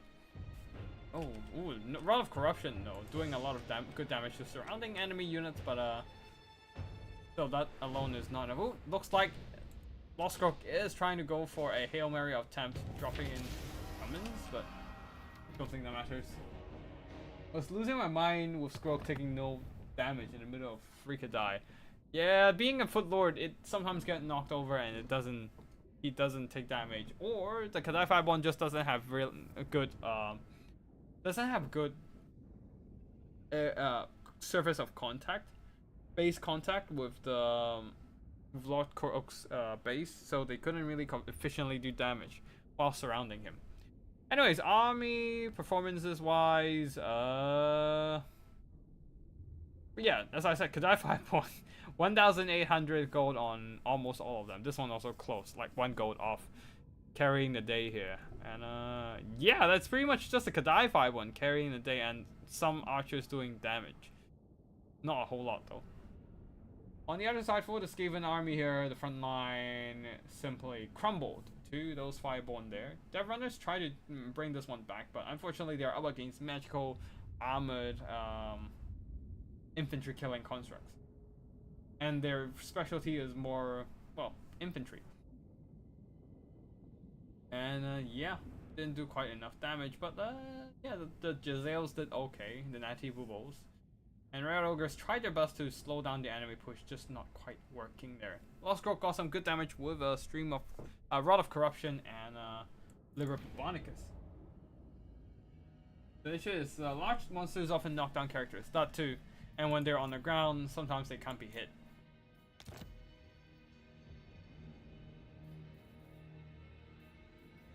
Next up, Demons of Chaos versus Bretonia. Demons of Chaos by Sir Groot with 5 blue horrors,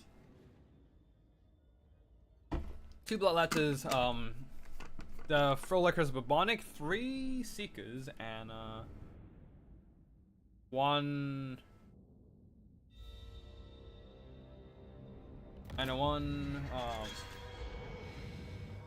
Eternal Entourage. Poison darts off their backs and Arc of Sotak do great damage. Lizardmen don't need melee to do damage. Yeah, but you might as well just get some cheaper skinks if you just want to get some bodies to shield those monsters. Like, it's more cost efficient that way and leaves you more money for other more essential stuff. But anyways, now we have Sir Groot playing as the Demons of Chaos versus Bretonia by... Wait, who was Bretonia again? Oh, Angel. So, we've went through most of the army build for the Demons of Chaos. There's also Balakor, the Shadow Prince, with Melkov's Mystify Miasma and Shadow Shroud. Lord of Torment for healing and Whispers in the Dark. To make enemy not immune to psychology, so... The Grail Cavalry here. The Royal Book of Net don't care. Grail Cavalry would get their immune to psychology removed, though. Oh, I guess nothing is really immune to psychology here then. But yeah, none of. Wait, Real Reliquy adds immune to psychology. Bellicor removes immune to psychology. So if they're standing on top of each other, what the fuck happens? The fuck? Alright, let's see what happens. For the Bretonians, the front line of men at arms of shields with battle pilgrims backed up by peasant bows and a bunch of peasant mobs with holy wardens of the Mason Tau. Leading the army is an Alberic the Borderloo. Okay, yeah, he also doesn't care about immune to psychology. He has terror, so he doesn't get affected by terror. Royal Hippogriff Knight on support, just a bodyguard duty today. And archers, peasant bows, supported by Grill Reliquy and a light caster. Regrowth and Earthblight. Anyways, the peasant front line is moving into position and quickly getting lit up by all kinds of warp fire. All the blue horrors are chugging their warp fire out, and the Demogryph Knights are trying to find an engagement. They're dropping in and trying to pummel those bloodletters in the front line, and also punishing the Seekers who have advanced forward, trying to run down some peasants. But the Knights said, "Not on my watch, not today." And yeah, pushing back the enemy demonic units. Eternal Entourage charging into enemy peasants. That might be a mistake. I personally think they should mirror the moves of the Demogryphs and just countercharge them whenever the Demogryphs try to land on the ground. Okay, actually there are some Demogryphs nearby, near the Seekers, and just got jumped. But the Seekers are not doing a whole lot of damage after the damage resistance and also their melee stats mitigating incoming damage.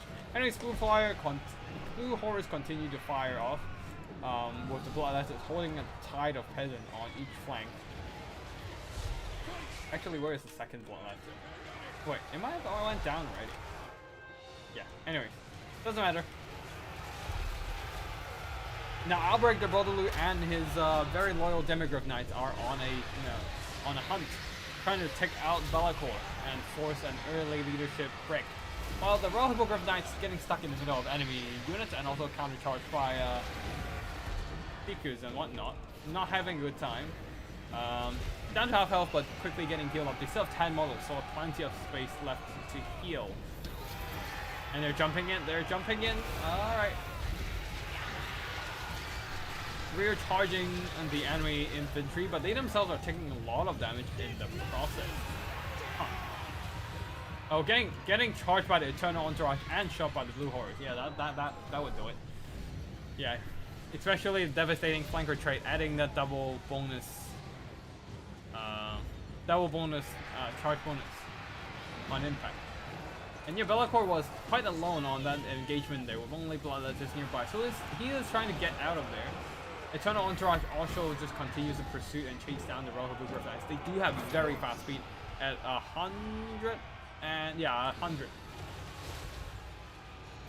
Which is way faster than the Royal Hippogriff Knights, who also got their speed reduced down to 77 because of poison of the Eternal Entourage. So Demogryphs will be hunted down to the last knight, maybe. Wait, one Demogryph's down, one more to go. Albrecht is cycle-charging around the place and trying to take down Bellicor. Bellicor is no slouch in combat though. His ability also allows healing when near wavering units, and these are Bretonnians, man. They're peasants. They always waver. Did they ever not waver? That is the real question. And Bellicor is healing. Wait, it's not healing? He's not healing. Oh wait, no, the wavering units are out of position already. So Albrecht the Broderloo did a bunch of damage, but it's getting mitigated while he himself puts himself into a pretty nasty and dangerous scenario here. There are some Demogryphs to help him out, but there's still Bellicor, Seekers, and a bunch of bloodletters nearby. Surrounding and beating down the Demogryphs while Bellicor is locking his eyes on Albrecht the Broderloo. Albrecht the Broderloo unable to pull away from the engagement, being stuck on a bunch of Seekers, and he's trying to get out now, but I think it's too late. The rest of the Bretonnian army are mostly gone. Why Karanak cannot take his net if playing in DLC? Look, DLC has way too much net abilities already. They have Rampage, they have Gaze of Fate. I mean, Gaze of Fate, you can't bring Gaze of Fate with the Brass Collar? Yeah, I think it's the Brass Collar. And Prey of the Blood Hunt. You have Silence. You also have double Silence access, by the way. You have Karanak, and also you have Glean Magic access on Demons of Chaos roster. I think like having so much access to the movement limitation tools, it's definitely not the best thing to happen to the meta. That's just my 2 cents. So I decided to ban Frost Collar on Karanak if they're playing Demons of Chaos. Like, you already have Rampage. You already have Gaze of Fate. I don't think you need the Brass Collar or the Prey of the Bloodhound. I mean, Brass Collar, I still left it there, but Prey of the Bloodhound definitely no. You have enough abilities to fuck over people. With all the rampage too, like you can have 2 different rampages. The Keeper of Secret Sword and yeah. With Steelers. Oh wait, with Steelers Sword is yeah, is Ankari. Anyways, yeah, Albrecht got surrounded and beaten up. And yeah, that is gonna be GG.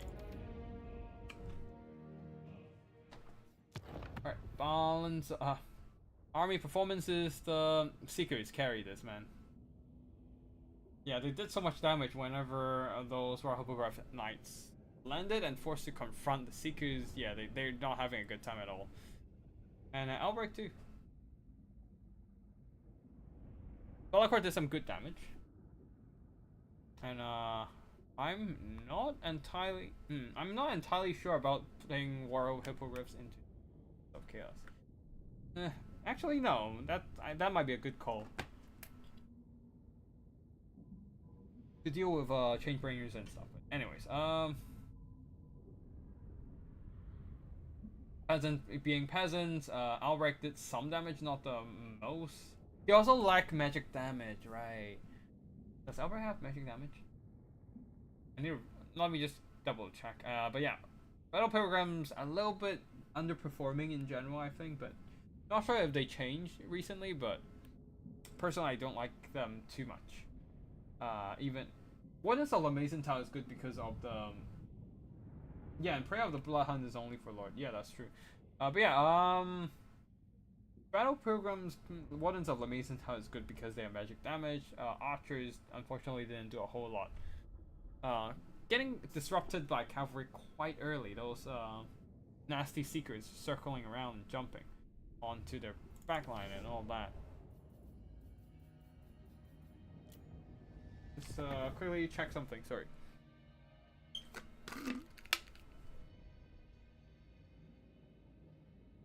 Only Leon has magic damage. Yeah, pretty much.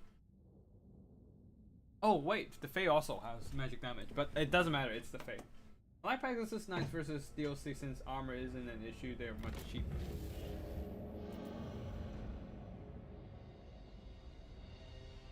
Oh yeah, he doesn't have magic damage. Which explains partly explains why he struggled against all the demonic units.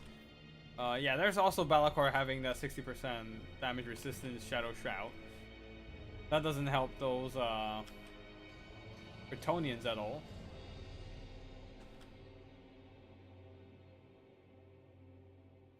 But Royal Hippogriff Knights, if being surrounded a bit by those Seekers, they are in some pretty big trouble as well.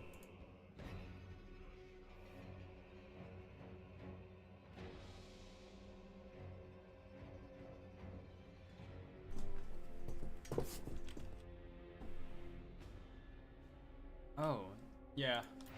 The Seekers just charging the Royal Hippogriff Knights is just too much damage.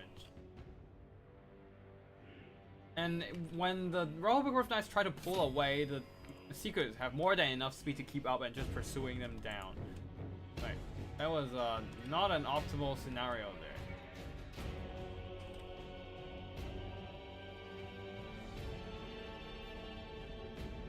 Oh, Melkoff drained down the Royal Hippogriff Knights, but mostly just Bellicor slapping down poor Albrecht with a bunch of cavalry and infantry support. Yeah, that would do it. That would take down on the Bretonian army. After Royal Hippogriff Knights take way too much damage from the Seekers, and then Albrecht also just eating a bunch of damage from Bellicor.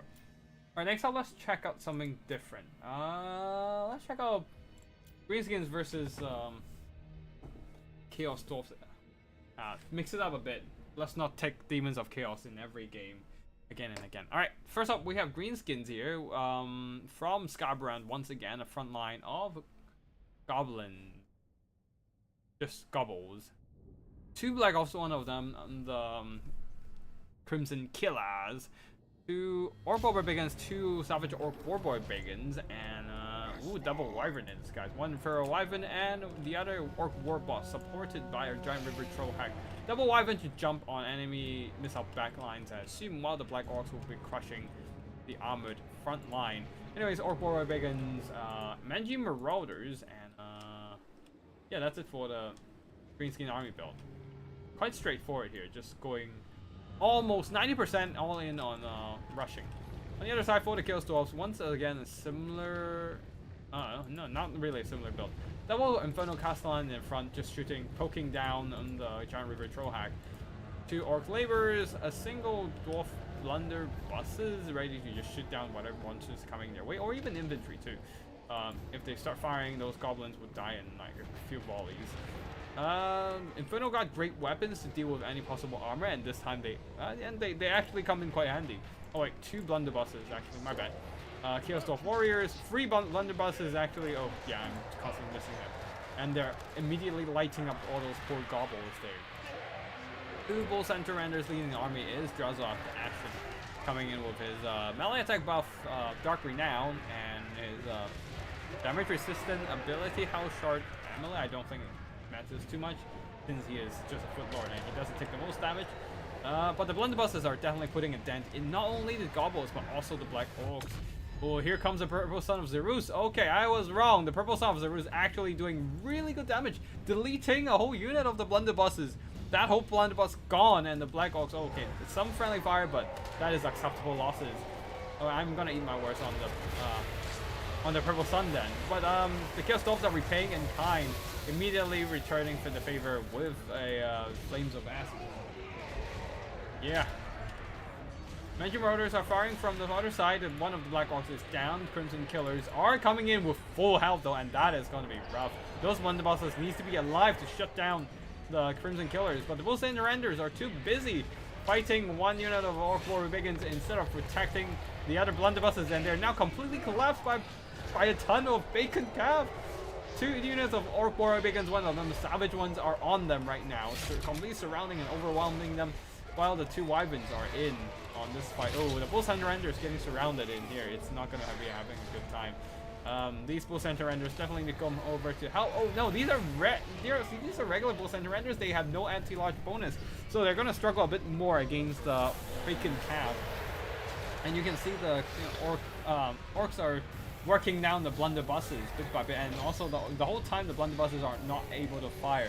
Okay, Crimson Killers are not duking out against Infernal Gods with great weapons. These Infernal Guards with great weapons do have solid melee stats, so they can hold up a little bit better against the Crimson Killers, but you can see the Crimson Killers are cleaving them asunder. I mean, they're taking some damage in turn, but yeah, this is Infernal Gods are also an expensive infantry, so they are earning back some solid value for sure. Yeah, 440, not too bad, not too shabby, and still having a lot more gas to give. Bull Center Renders, they are pushing back the Salvage or Warrior Begins, but I don't think they're because they're losing it. They just don't want to fight it on top of the Infernal God infantry. Oh wait, hold on. The Bacon Calf are actually pushed back by the Chaos Dwarf Warriors and the blunderbusses.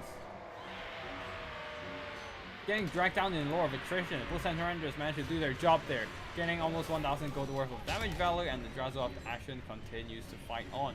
Very healthy too. Infernal Castellan has been largely ignored by the Orcs army, but they're definitely not just sitting there idle. They're just poking down enemy units with their long-range rifle fire, Fireglade fire, and Bull Center Renders jumping onto the backs of the Orc Warrior Begins and whatnot. Ooh.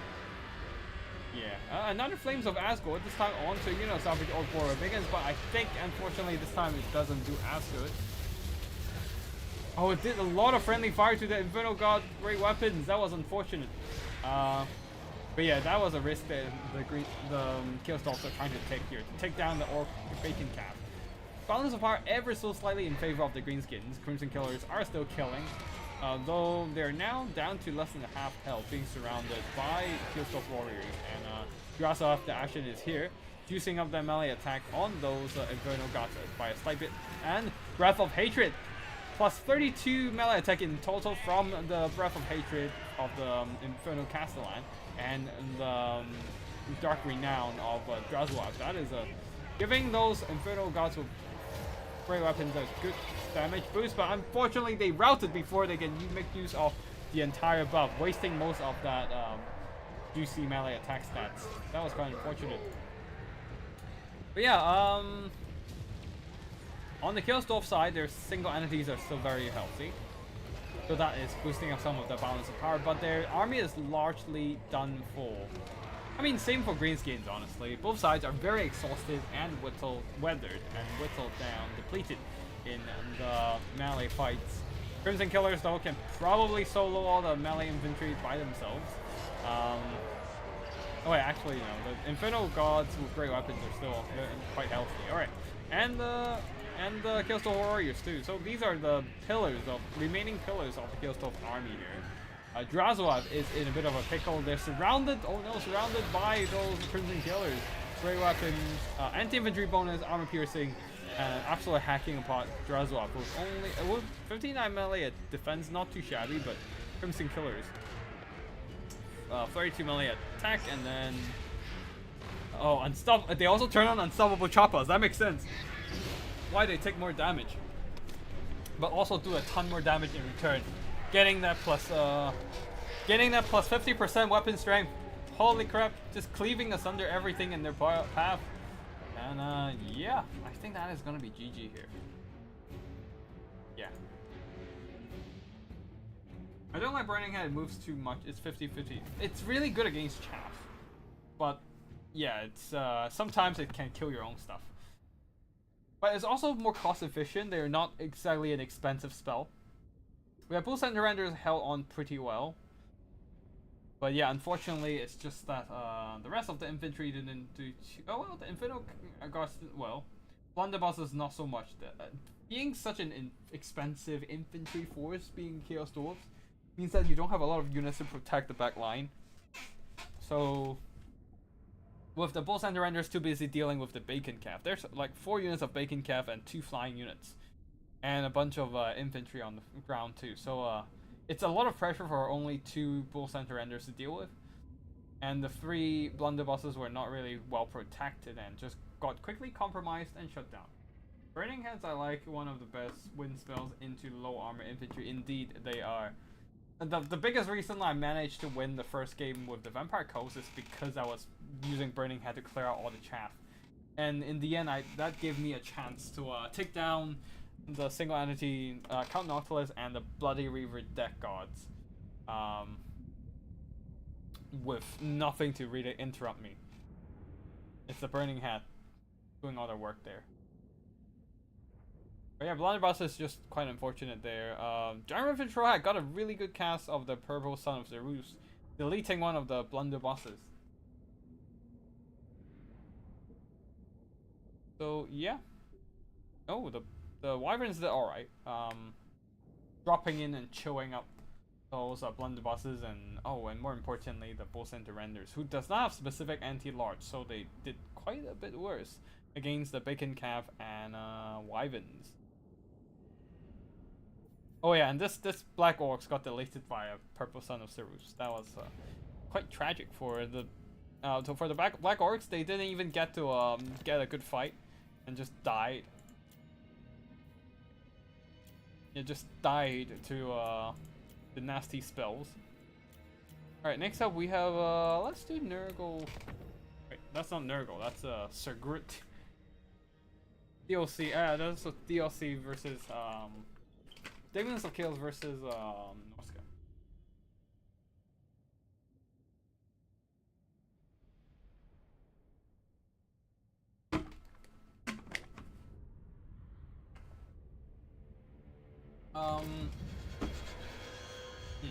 Let's see.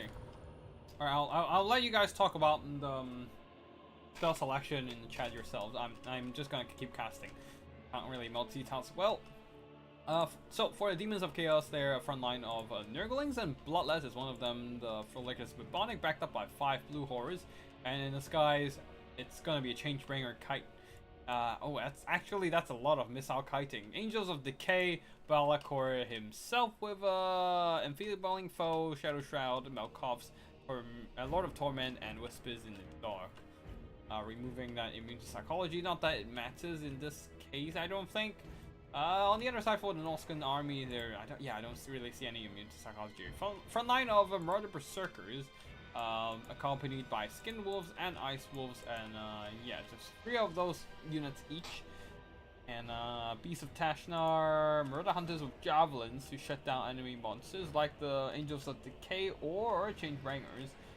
But only 1 though, so chances are they might get focus fired and killed. And then there's nothing the Norskins can do against an aerial kite. Norscan Warhounds on the side, and yeah, that's it. Oh wait, there's also the Shaman Sorcerer of Fire there. That's it for Army Boats, and let's just move into the action itself. Changebringers moving around the flank, just avoiding the arc of fire from the Murder Hunters' Javis. But immediately, both units are turning around to try and sandwich that Murder Hunters' Javelins in a brutal crossfire attempt, maybe? Nope, one of them is trying to shoot Valakor. But yeah, 1 volley from the Changebringers, roasting 40% of their HP, and they're not fighting back just yet. That was probably the biggest mistakes here. They are not firing back, and they're taking a ton of damage from those spells. Actually, the frontline engagement has begun. Marauders and Berserkers clashing into Felagers, Bubonic, and Bloodletties. Some of them even getting into Blue Horse, but they don't have shields, so they're just getting showered in firepower. With the Javelins already deleted by the Changebringers, knocking out most of their shield, but not all of them. So as I said before, Changebringers just be able to move up, shoot into Javis, and they're dead. And Norscan Ice Wolves are jumping on the Blue Horse, but yeah, that I don't think that matters. Everything just gets burned down by the Changebringers. Things are going slightly better over here this side with the double Skin Wolves. Oh, whoa! Frog just got deleted. Is it by the Blue Horse? Most likely, actually. Yeah, both of them getting some decent. All of them getting some decent value already. And getting whistled down. Oh wait, there's also the Angels of Decay. Keep chugging those Death's Head on him. And I think that is a quick battle. We're gonna fast forward here. Everything from Norscan side got shot to death. And a Melkos plus Changebringers burning down those Skin Wolves. And that was a quick battle. Flame Storm is a vortex, so you can't use it on lineup units efficiently. That's true. Bolt has disappointed me even when it hit. I think it's supposed to hit like large single entity monsters. Or maybe monstrous infantry or something. I don't freaking know. I just don't use them. If I want to use a bombardment spell that does decent against multi-entity units, I'll bring Steering Doom. That's it. But yeah. Yeah. Changebringers carry the game, and the Angels of Decay just focusing down Frog the Troll King there. And yeah, I feel like this Norscan army definitely needs more javelins in general. That's what it takes. That's what it needs, probably. Like 4 javelins, in case you need to deal with aerial spam. But of course, I'm just like talking it after the fact, so I don't have the kind of premonition to recognize the effect before the game. Yeah, probably need more javelins. That's probably what's needed the most. Wait, just want to see how Throg died so fast there. I mean, he didn't exactly died, but yeah, took a lot of damage.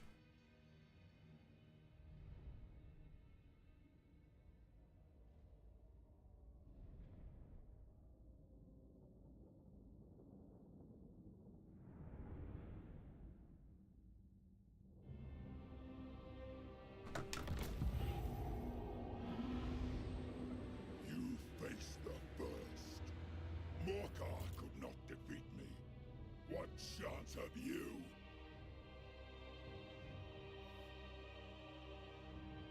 Yep, everything just getting burned down, and oh yep, Throg just getting Death's Head to death with nothing really to counteract the Angels of Decay once the Javelins is dead. Oh, and the Changebringers firing in as well, and the Blue Horse. Oh yeah, yep. That'll do it. Can't bring enough Javelins to deal with double Flamer. Yeah, that's true. Just four javelins is probably 4 javelins and Marauder Horsemen. That's probably. I think Marauder Horsemen is fine in this matchup, and also with some Skin Wolves protecting them from Seekers, they would be like the Demons of Chaos army would be quite susceptible to javelins in general. No.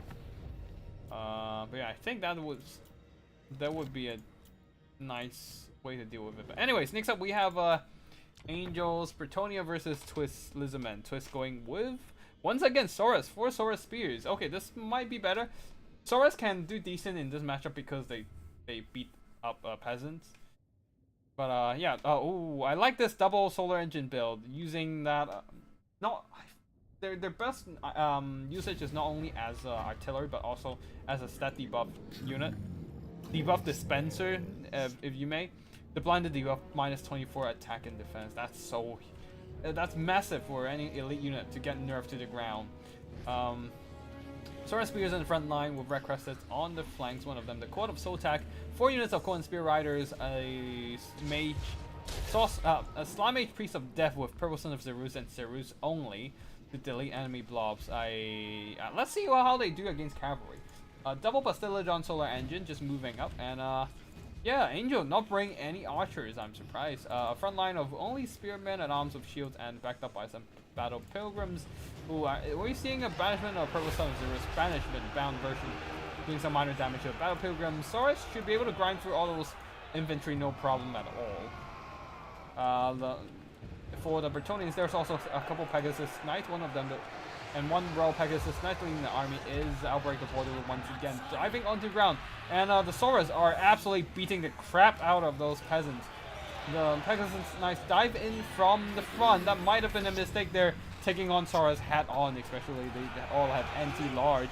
And Red Crest is engaging in the combat. Oh, looks like the Royal Pegasus Knights are faring a lot better in this one here, as the Cohen Spear Riders are getting wrecked, and also Outbreak the Borderloo Trident pass, doing some minor damage to the Saurus Spears as well. Unfortunately, it's not exactly a Spear of Slapnir level of AoE damage, so not doing a whole lot. Did some, just not a whole lot. Yeah. And the Saurus are duking it out in the front line, grinding through those unworthy Bretonnian chaff. And the Royal Pegasus Knights have overstayed their welcome for sure, just getting stuck in a bunch of Saurus Spears. Some of them actually getting a surround. Oh, they charge in and just dive way too deep in there and getting dragged down in melee. Balance of Power is still dead even though, as there are a couple of Pegasus Knights able to extract themselves after taking noticeable damage. But yeah, Outbreak the Borderloo up against the Saurus. Nope, up against. Oh, okay, that explains all the damage he's taking right now. Saurus, Cohen Cavalry are around him, but Bastillodon Solar Engine and Sonic Trees are just beating him. Oh nope.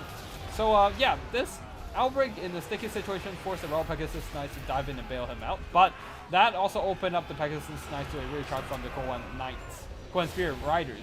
But then there's a recharge against the recharge against the recharge. So yeah, Pegasus Knights diving in from behind the Cohen Cavalry. But then here comes another recharge. Yep. So a lot of sandwiching recharges. It's absolute flustercuck here.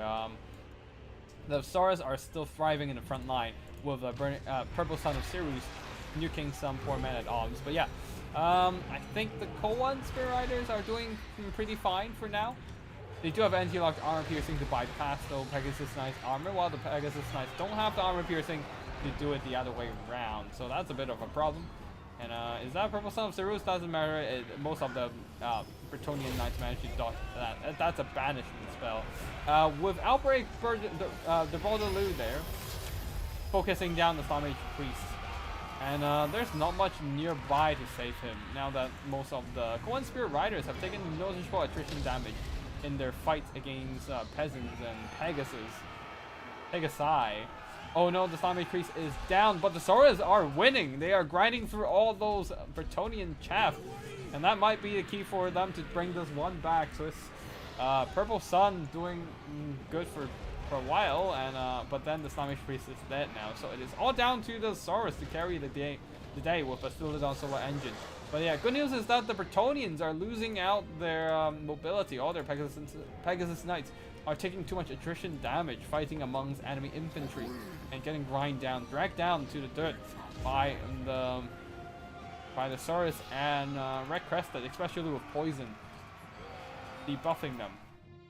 So yeah, the only few units of few models of the Pegasus Knights are left, and every time they got hit by something, they would take irreversible damage, irrecoverable damage, and especially they are forced to fight and kill off all those Court of Sotak, Unbreakable and all. And once the Spearmen at Arms run, there's not much. Oh, okay, there's some routed infantry support from that are coming back for the Bretonnians, but they're now being blasted by a solar engine.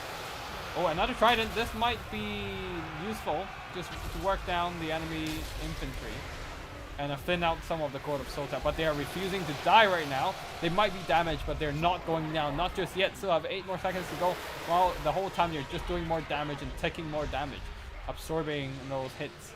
And yeah, peasants are not going to win against the Sauruses, but balance of power is slightly in favor of Bretonnians now. They do have the Lord support. But oh no, here comes the Bastillodon Solar Engine, blasting away and picking off some Pegasus Knights from afar. And the Saurus are holding on for now, able to activate their predatory fighter for a bit, just because their enemies are routing. Yeah. And yeah, grinding through the Spearman at Arms just fine. Albrecht the Baudulou is very much healthy thanks to healing. Earthblood also just trying to keep these Pegasus Knights in the fight, but unfortunately they are routed. These Pegasus Knights are very weak. Oh, the Grail Reliquary, why are you all the way back there? Go back and help. Your peasants need your immune to psychology. Albrecht is trying to carry the game on his back, but wait, Saurus Spears did fine, honestly, dragging down all the cavalry and fighting through the peasants. Albrecht is trying to carry the game on his back, but does he have enough support to do it? There's still a lot of Sauruses who is holding on and just dragging the game on, and balance of power is one thing, victory tickets is another, as the Sauruses and Skinks managed to capture the victory point earlier and keeping those victory tickets trickling in, putting the Bretonnians on a bit of a back foot. Okay, this is where the Bastillodon Solar Engine comes in handy. 2 of them means that if your opponent is focusing on one of them, the other is able to just keep firing, blasting a few Pegasus Knights here or there. And yeah, the Bretonnian peasants are wavering, they're faltering indeed. The only thing holding up the balance of power for the Bretonnians is Albrecht or Baudulou, but he lacks the kind of AoE killing power to shut down the Sauruses. One of them is still at around half health, and all he can do is try to psycho charge down the Bastillodon Solar Engine. But yeah, the Saurus are holding on, but looks like the Bretonnians threw in the towel, knowing that Albrecht the Baudulou have little hope in grinding through all those Saurus infantry. So the Saurus actually did fine this time, as they trade really well into peasants, and having the anti-lodge gives them the ability to drag down those rather glass cannony Pegasus Knights. Yeah, the Quen Cavalry though not doing too hot this time. I mean, they still did alright, earned back most of their value, not all of them though. And the Saurus and the Solar Engine did okay. Wait, how did they die? And Purple Son of Zeruz. I only caught one of them, so didn't really see all the damage it came from. Might actually, I want to re-watch this replay perhaps and just see what happened to the Purple Sun. Albrecht did very well.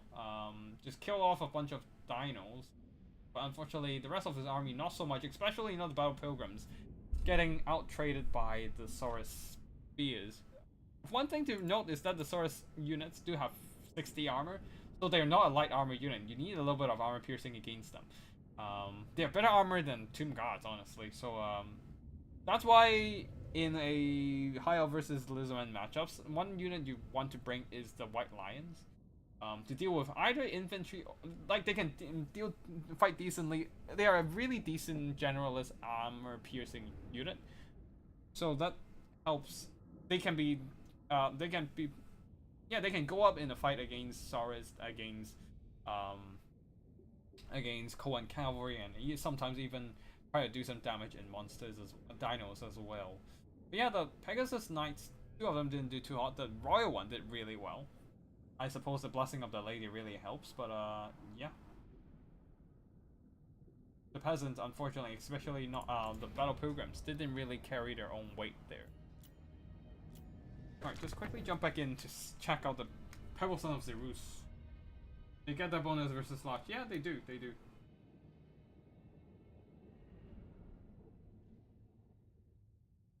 Wait, Bretonnia has more balance of power because of their Lord Lore. Yeah, that's the only thing holding up the Bretonnians till the end.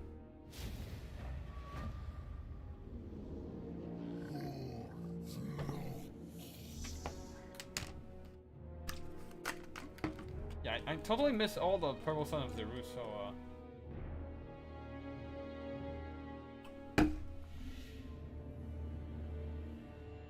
yeah, the Quan Cavalry though, charging into the peasants, opening them up to the charge from Pegasus was...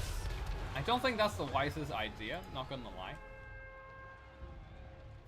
You have the peasants holding the front line anyways, you probably want... Oh, Purple Son of Zerus! Deleting the Spearman at Arms here. Okay, that was... Yeah, that was... 3/4 of the unit gone. In that cast, oh boy. Okay, maybe I should bring Purple Son of Zerus and experiment it a bit more in the future.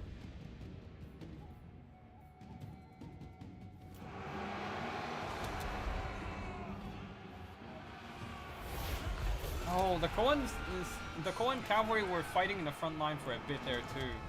That kind of explains. They were fighting amongst a bunch of anti-lodge cavalry, so that doesn't help at all. All right, another Purple Sun. Well, that is a devastating spell for sure. It also does a bunch of armor piercing, right? If I remember. Spearman and half battle pilgrim. Yeah. I guess they just got attrition down. Oh, whoa, that, yeah. 5 units engaging a single Saurus, that is true. I guess that's why the Sauruses are thriving. Surrounded on all fronts, they're just beating up whatever in their way. Some of those really should be protecting the backline, supporting Pegasus. Or, I mean, there's not really a backline per se, but I would say some of them should be wrapping around, maybe? Because the front line is, you're not going to break through the Saurus with pure melee. So might as well just send some extra units around to, like, occupy the Sauruses or just fight the Court of Sotek with Battle Pilgrims or something like that. Yeah. Instead of just throw everything into the front line. That might not have been the best idea. Especially making you more prone to the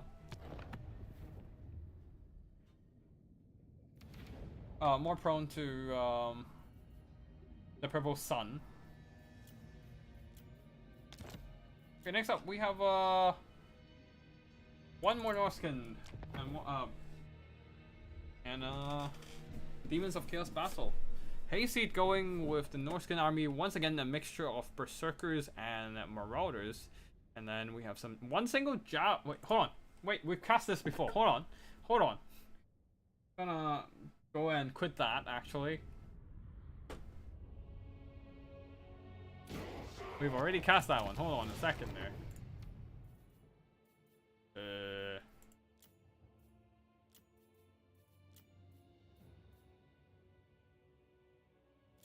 Let's do that.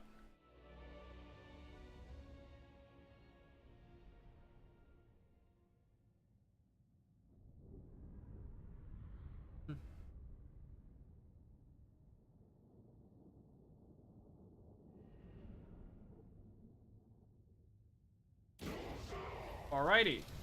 Alright, let's slow down. Now, for the army build here, Norskin from Hayseed. Going with a front line of Familiar Warriors and Marauder Champions mixed in together. That's a very expensive front line. Just trying to go all in on that melee rush, I suppose, and a couple Norskin Warhounds on the flanks. That's about it. That's the entire Norskin army. Leading the army is a Frog supported by a Shadow Sorcerer of metal with a Searing Doom and a Glittering Rope to add armor. I'm not sure what armor are they adding on to. Is it a I mean, I have no idea what the Glittering Rope is for, but on the other side for the Greenskin, a front line of Goblin Spears and backed up by a lot of Darka. This is gonna be rough, man. Because the Darka aren't gonna do shit against Vermeer, and the Marauder Champions have shield and AT armor. Oh, the Orc Error boys are gonna struggle. Ruglug's armored orcs and a bunch of trolls on the field. Stone trolls, 3 of them, plus the swamp things. And back there, Savage Orc Boy Bagons. Now those are gonna be some important assets. Take down the Familiars, take down the armored Marauder Champion frontline. What else? Grom the Punch leading the army with Language of the Voice again. There's no terror causing units on the other side, so the immune psychology is going to be less good. Here we go, and Brain Burster. with such a archer focus army, I don't. Oh wait, okay, I see the here we go is for the stone trolls, I guess. But yeah, I'm not sure how the goblins are gonna stop this armored rush. Or air boys aren't gonna do shit in against this armored front line. That's a lot of armor. 110 on on the Familiars, 80 on the Marauder Champions, and some of them even has shields. And Familiars are just some of them got counter-charged by Swamp Things and Gun Punch. But here comes Throg the Troll King. Oh, here we go is on. So these Familiars are in for a rough time, even with Marauder Champions to support them. Steering Doom immediately onto this bluff, trying to thin out some of the monstrous infantry and goblins. And here we go. Glittering Row upgraded. That's not going to do anything against the trolls, but the Murder Champions are holding, and all those infantry are coming in just quite handy. Glittering Row actually is doing really well. I mean, they already have enough armor, so I don't think it does that much more, but it's mitigating some more damage from the Savage or the Orc Air Boys, I guess. And oh no, the Stone Trolls are a bit... the Familiars are overextending a bit and surrounded completely by Goblins and Stone Trolls, and they're taking this fight very horribly wrong. At least the Murder Champions are pushing on just fine. But yeah, the Familiar Warriors are a bit overextended, and they didn't get the right support at the initial phase of combat. And oh, now the Savage Orc Warriors are in the position to do some rear charges. Noskin Warhounds are jumping onto the Savage Orc Air Boys, but the Air Boys will be fighting back for a bit there. Steering Dooms onto the enemy infantry, and Stone Trolls not doing a whole lot to the Stone Trolls, playing out the shaft though. But all the Familiars have been whittled down. Unfortunately, Familiars are just not the greatest melee fighters. You still need Skin Wolves simply because they are... Familiars are just not the best melee fighters, honestly. And especially up against units that have a bunch of attack buffs. They're toast. Yeah. I mean, yeah. The Stone Trolls are beating them up pretty horribly. Especially Stone Trolls have healings, Familiars don't. So yeah, the Stone Trolls are coming out on top. And yeah, I had higher expectations for the... I honestly was quite surprised too, because I had higher expectations for the Familiars. But no, they just got wrecked pretty hard in the frontline fight against Stone Trolls, buffed up by Y, and there we go. And yeah, some of them are a bit overextended and surrounded, but yeah, most of them got some infantry support and stuff. So I don't think the Greenskins can bring this one back. They simply got crushed in the frontline fight with nothing to bring this one back. And I still don't understand why Glittering Rope.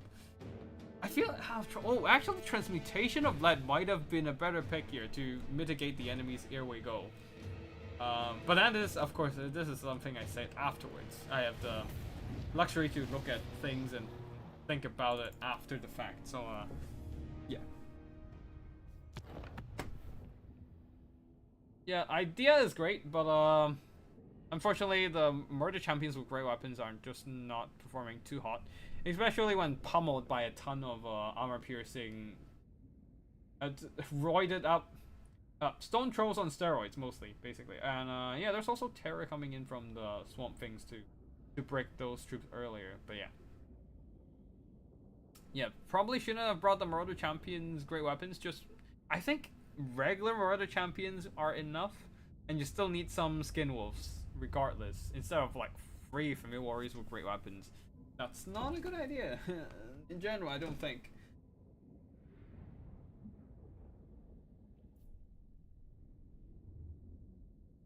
Yeah, on the other side for the Greenskins, though, let's see.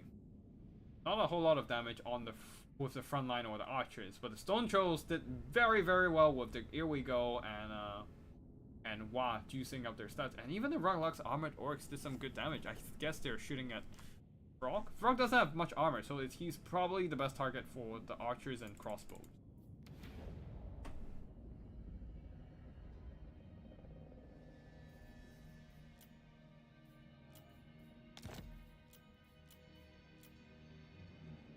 Oh, Vampire Coast versus... Yeah, let's check if we have any duplicate replays first. Don't think so. This is our game. Alright, cool. 7 more battles. Kislevite versus Vampire Coast.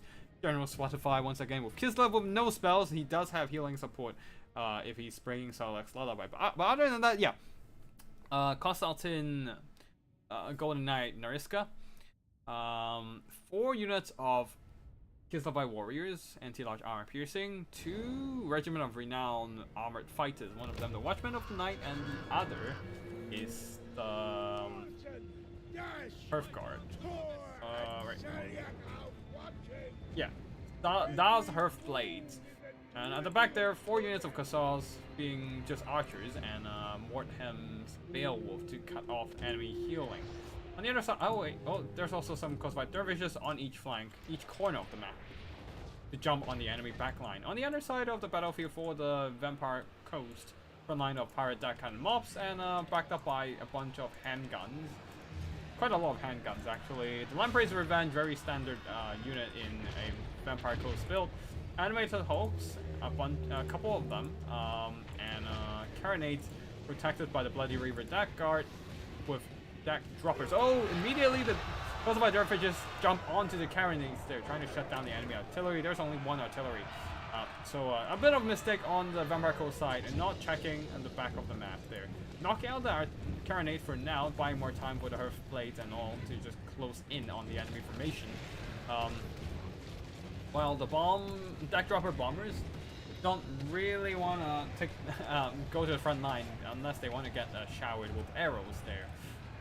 Yeah, the Carronades have been temporarily shut down. A bunch of their models got knocked out of position as well. And Khazarite dervishes is trying to sneak in onto the handgun mobs, but the Emperor's Revenge are nearby with animated hulks, and they will be quickly worked down. So the Kislevite's best bet right now is just to grind through the enemy infantry, as their cavalry gambit has mostly failed. A lot of their units are getting...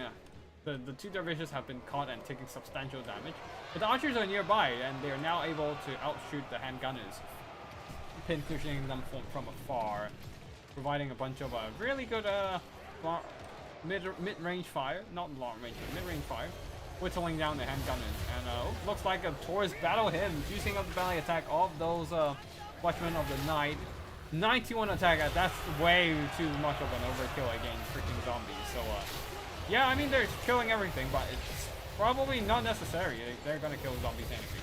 But yeah, Warhammer's Beowulf also diving into the combat, just cutting down the enemy chaff. So their more important role is probably to fight the Lamprey's Revenge, to cut off their healing while fighting them. Oh no, the Dara's Hearth Blades, their melee attack order has been dropped for a bit there, and now finally they have been activated. They killed all the zombies, and now finally they are moving on to fight the handgun mobs. Kislevite warriors, though, unfortunately has been worked down by deck droppers are killing Khazars, as the Khazars' attention were mostly occupied by handgunners. So them are moving over to kill the deck droppers, but it's gonna take them a while. While time is of the essence right now. Oh no, Watchman of the Night are still being stuck on a bunch of zombie summons. Now, yep, they still have half a minute left, and just buying more time for the handguns to just keep shooting. And more zombie summons are dropped onto this little blob here. And the Watchmen of the Night still have a long way to go before they can move on to the enemy handgun backline, and the handguns continue to fire. Well, I mean, they don't have a lot of models left, but whatever you can squeeze out of them would be great at this point of battle. But yeah, zombie deckhand mobs slowly marching over to the Khazars, though the deck droppers are now being focused fire and taking a ton of damage from the arrows. This has been an absolute mess for the longest of time. Way too many units are blobbing up in this blob here. Solid blob eye healing everything, but at the same time, everything is just squeezed into this blob and surrounded on all fronts. Khazars are firing back at the handguns, but the Kislevite warriors are not doing too hot. Oh, does the Hearth Blade. They kill a ton of zombies, but they're not earning back their worth because they're getting shot point blank by a cannon. The Carronades are just blasting through their ranks and killing multiple models with every hit, and they're gone. They're done for. And the Taurus battle hymn, juicing up this blob of Kislevite army. It's funny how this is not a blob build, but in the end it kind of devolved into a blob battle for Kislev again. And yeah, Carronades probably want to turn around and start shooting into the fray. Probably no, actually, there's too many monsters nearby. Yeah, we're gonna do some fast forward here. Bloody Reaver Death Gods. Wait, how did they took so much damage? I didn't even pay attention to them. Holy shit. But it's a bit of a mess in the middle. Archers are firing on the flanks there, and Golden Knight Nariska is trying to shut down the Carronade at this point, but yeah, we're gonna do some fast forward. It's a blob fight here, and Bloody Reaver Death Gods are trying to catch up to Nariska.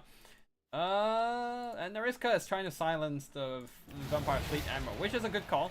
But the Lampreys of Revenge are still in the fight. Oh, they are indeed fighting the Warhammer Beowulf, so they're not receiving any healing right now. You can see their HP isn't going up at all due to the tainted blood, contaminated dark blood tainted effect. But then again, the Warhammer Beowulfs have been fighting in this block for the longest, ever since the start of battle, so they're getting attrition down, being a rather fragile unit themselves. While the Lampreys of Revenge have, it's very, very tanky and very sustainable throughout a prolonged melee combat. I'm gonna jump back in. Excuse me for a second there, just to keep track on the Bloody Reaver Death God for a while to see what they were up to. Why the hell did they take so much damage?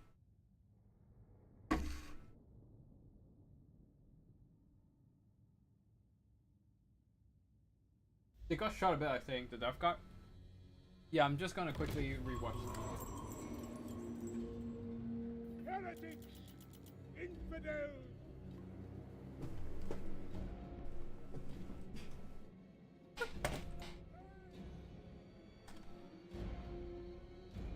Bloody Reaver Death Gods try to move to the back line there. Yeah, the Daz Blade, unfortunately, it's not. I don't think it's a great pick for this matchup. I think it's just, this matchup is mostly about spamming archers and pistols. Trying to outshoot the Vampire Coast with the sheer amount of archers and whatnot. But then again, that's General Spotify for you, going with that all-in melee, no spell approach. Very brave indeed. Bloody Reaver Death Gods, still very healthy. Oh, they moved on to fight the Daz Blade, maybe? Yeah, I feel like the one problem in this battle is just that there are too many units stuck on this blob of a ton of zombie summons again and again. There's like the Kislevi Warriors, Watchers of the Night, Watchmen of the Night, Warhammer Beowulfs, Kosseltin, and Nariska. That's like 5 units and half an army on there. Maybe 1/3 of an army, not half an army, but still. A lot of value. Kind of wasted. Oh, okay, that explains. The Bloody Reaver Death Gods try to fight the Daz Blade. That, oh wow, the Daz Blade indeed are very strong actually. Oh, Daz Song of Winter Sunlight, that refreshes their vigor and make them way better in the fight with anti-infantry bonus. Okay, that is a fight they want, killing a bunch of Bloody Reaver Death Gods. Just unfortunately, in the end, zombies take over the fight there, and they're forced to just get blasted by. Oh yeah, they're just getting blasted by cannons. Yeah, that was quite rough. Anyways, I forgot to check the post-battle screen, so we're gonna fast forward this one.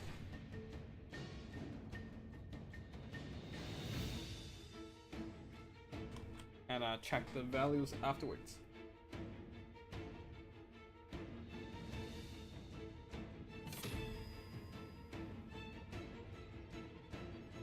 I do like the call of Nariska though. It does help shutting down the enemy spell casting. Not entirely though, you need to keep Nariska around the enemy lord for casting.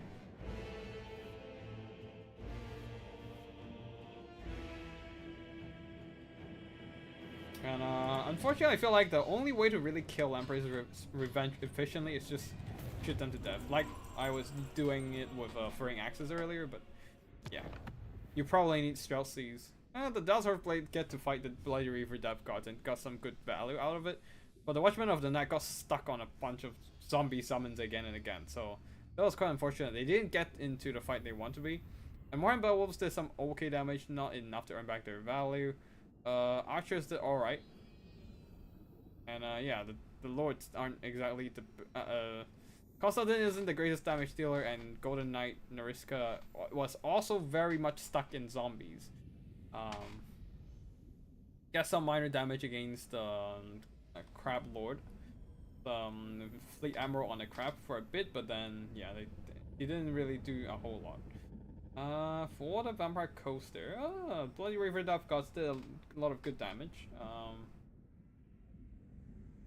The rest of the value are done by animated hulks. No, yeah, now the Lamprey's Revenge and all the healing, keeping the balance of power high, and the Carronades did some alright damage too. The Bloody Reaver Death Gods, the Vampire Fleet Admiral himself, depending on the variant, and yeah, animated hulk did some okay damage. The bats did help. Yeah, they killed a bunch of Kossars and also attracted a lot of firepower away from the front line. Saw that a bit there. A big role of weak infantry is protecting expensive units. It can be aided by pinning units in place, taking hits, preventing range from shooting, and taking shots from more expensive units. Yeah, that's true. That's true.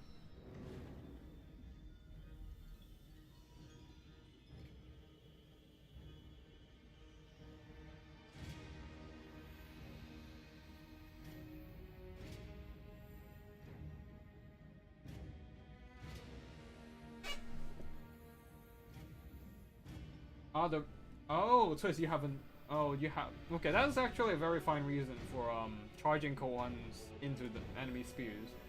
But it seems like the Pegasus Knights just got the better of those Koan cavalry indeed.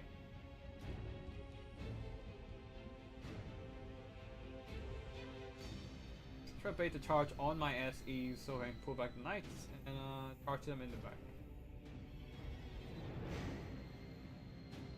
Oh yeah, that is actually quite a clever idea. Slimy Priest does have a lot of HP for a caster, and he can tank quite a while, making him a great bait to lure enemy attack it while and opening to counter attacks. That's a very clever idea, actually.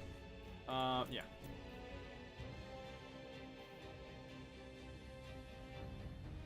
Hold on, let me just check whether I have all the replays with me. We don't.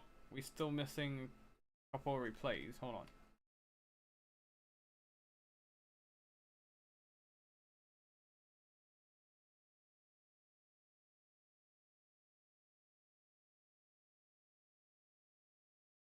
Wait, we've also seen this one.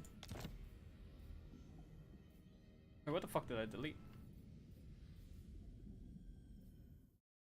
Did I delete the wrong thing?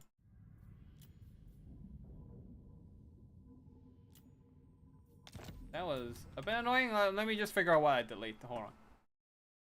Hold on a sec. Let me just rewatch the stream. And I'll find out what I accidentally deleted. Okay, I deleted the Ogre Kingdoms versus Bretonnian battle. Maybe even 3. Alright. Just let me re-download that. Misclicked. So I'm gonna quickly re-download that bit.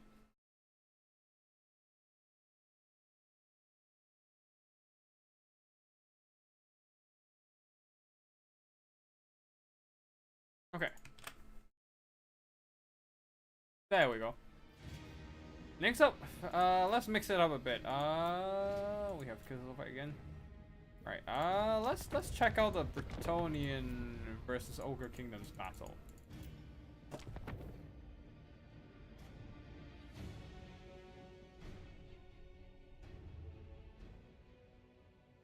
Yeah, that look Kariba seemed to deleted the wrong file. Yeah, I got the wrong file back and we're watching it right now. Drugash going with Reese's. Haven't seen this guy in a while, and supported by Lord of Heaven's caster. So no active healing spells, just I guess they're relying on Meat Feast or something. But yeah, for the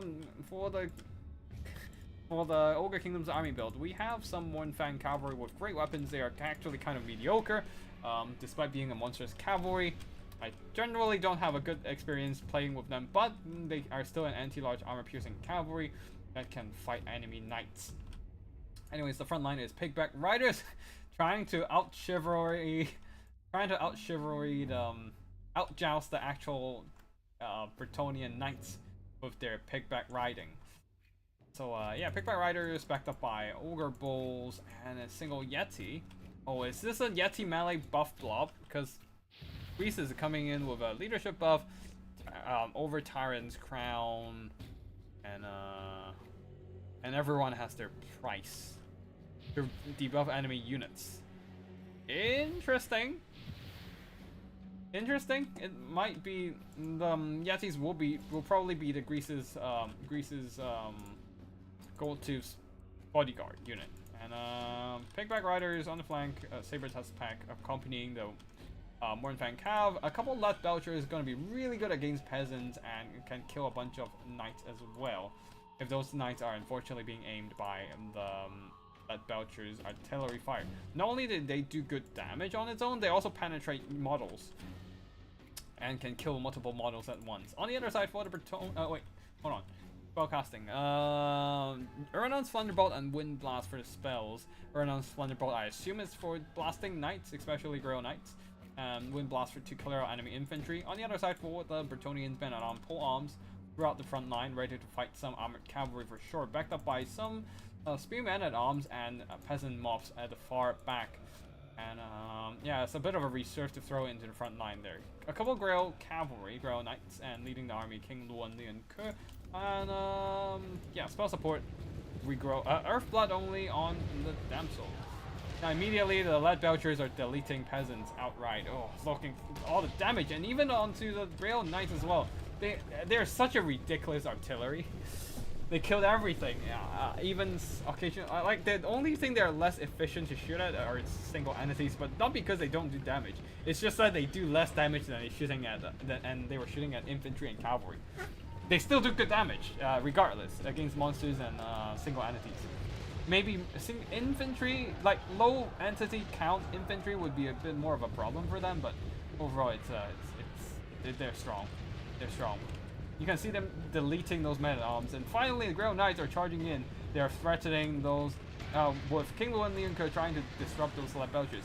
Oh, seeing that there's an opening in the front line, Grail Knights are charging over, trying to take on the Let Belchers, but then in the last second, changing their target to charge the Yetis, who are trying to countercharge those,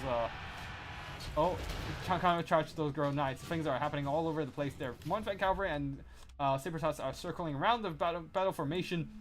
And while the Yetis are occupying the Grail Knights, here's an Uranon's Thunderbolt to blast those Grail Knights. Let's see how much damage it will do later. But right now, the Ogre Bulls are... Oh, the Let Belchers need to pull back since they're deployed at a little bit towards the front and are under threat from enemy melee units. And Ogre Bulls and Nobblers will be taking the front line right there. Oh, wow! That's a quarter of the Grail Knights gone! That was a devastating Uranon's Thunderbolt, and that might actually turn tables, or turn this engagement around for the Yetis if they get a little bit more support. Grease's go-to just need to inch forward to towards the Grail Knights a little bit more, and he can cover them with the everyone has their prize, maybe. Wait, actually no, he hasn't activated that ability. Maybe sort of Corone from King Luan Lianke onto this whole blob of Pro units, although there's a very healthy Grail Knight charging into the Let Belchers. So this Let Belchers is probably done for. Mornfang Cavalry are just really charging enemy units. And Wind Blast, blasting away those peasants, doing some really good damage. And that Mornfang Cavalry would probably seal the deal here with a devastating rear charge. For once, Mornfang Cavalry doing some good work. Those Let Belchers need to turn around and keep shooting at the Grail Cavalry here, actually. Because the Let Belchers over here are going to be dead. And the next target for the Grail Knights will be the next Let Belchers, I think. Oh, no, they're turning around. Oh, they're still having a type order on the Let Belchers, perhaps. But yeah, overall, the AoE damage from those ogres are doing some really good work. The Bretonians, once again, blobbing their armies a little bit too much here. A lot of their units are just focused, getting stuck on 1 or 2 units and are not spread out enough to do damage or distract other units. Yeah. Wait, is that a 3rd unit of Grail Knights? Oh, okay. Can you bring up 3 units of Grail Knights, actually? I'm not quite sure. But anyways, I don't think that is a big problem here. They're taking more and more damage from melee fights and from Uranon's Thunderbolt. The Let Belchers, now the Let Belchers over here are turning around to shoot at the Grail Knights over here. And boy oh boy, are they getting blasted. though the Mornfang Cavalry, as I expected, didn't really perform great. They're not exactly the greatest cavalry around here, and they're absolutely getting blasted, getting wrecked in melee. Although the Lead Belcher is being a really powerful, probably a bit too OP, honestly, artillery. They're just deleting those Grill Knights from afar, just absolutely hammering them with nothing really stopping. Oh, looks like, yeah, the Grill Knights are too occupied by the Mornfang Cavalry here. They should have prioritized the Lead Belchers really, because the Lead Belchers, if they're left to fire, they can rack up tons of kills. Yeah. Although these guys are still Grail Knights, so the excellent leadership still holding on, encouraged by the Damsel of Life there, but yeah. But they are running out of numbers on the Bretonnian side. A lot of their troops are being whittled down in the grueling battle of attrition, especially like blasted by Uranus Thunderbolt and Wind Blast. More Uranus Thunderbolt on these very concentrated Grail Knights. Let's see how much damage this one does. The spell has excellent damage in a very concentrated area. So if it hits multiple models in that area, it can do some great damage, like knocking out a quarter of a Grail Knight, for example. But yeah, right now, Greases should be okay fighting King Luan. Although King Luan once again activating that sort of groan, and Grail Knights charging in to support. Suddenly, Greases is in a very finicky scenario here. The Lead Belchers are under threat from other melee units from the peasants who have routed, or just, yeah, who have routed. Something needs to be done about them, and Greases is completely surrounded by Grail Cavalry. They might be weakened, they might be depleted, but they're still Grail Knights, and they're still fighting with perfect vigor. And while Greases is completely alone, the freaking Pigback Riders are kind of, yeah, they're squeezed away from him, so he is not having any meat shields right now. Wait, Grail Knight, why are you retreating? You should just stay in the fight and stick to Greases and take him down. Because right now, oh no, King Luan is getting stuck in the fight here. Wait, monstrous impact? Oh, Greases go to have a 60% speed reduction. I didn't even realize he has that contact effect, and that is slowing down King Luan and making it difficult for him to get out of there. Yeah, the ground actually have just stayed on King Luan instead of retreating for Cycle Charge, because King Luan is also surrounded and beaten up by a bunch of Yetis from behind. And Greases is a very formidable melee fighter if he gets his hands on an enemy lord. And yeah, that's exactly what happens here. Greases beat up King Luan, regardless of his self-regeneration. And I think that is going to be victory. As the peasants are running away, yeah, absolutely collapsing because of the death of King Luan, and Lead Belchers resecured as well, just blasting everything with their oversized guns. Yeah, as I said here, the Mornfang Cavalry just kind of underperform whenever fighting in their fights, but yeah, they're still a decent, like, monstrous cavalry. They can crush peasants, and the Grail Cavalry did some very solid damage overall. Just still not exactly enough to deal with the Uranus Thunderbolt that did some excellent damage here, as well as being dragged down, shot up by a bunch of Lead Belchers, dragged down by Yetis. The Uranus Thunderbolt was excellent though, just blasting away a bunch of Quan Cavalry.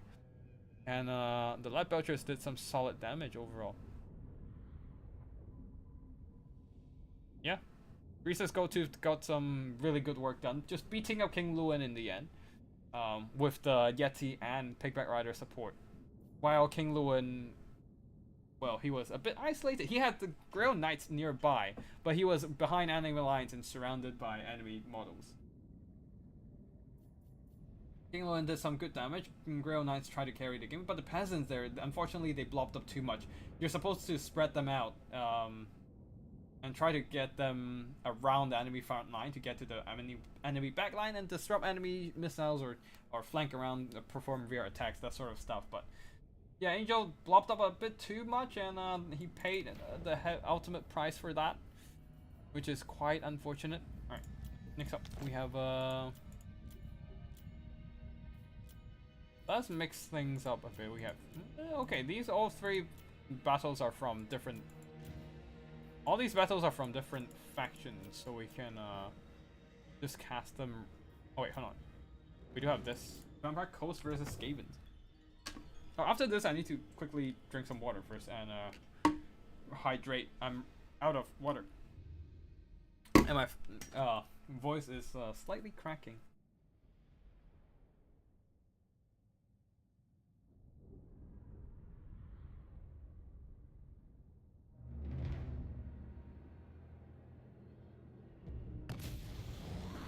Alright, next up.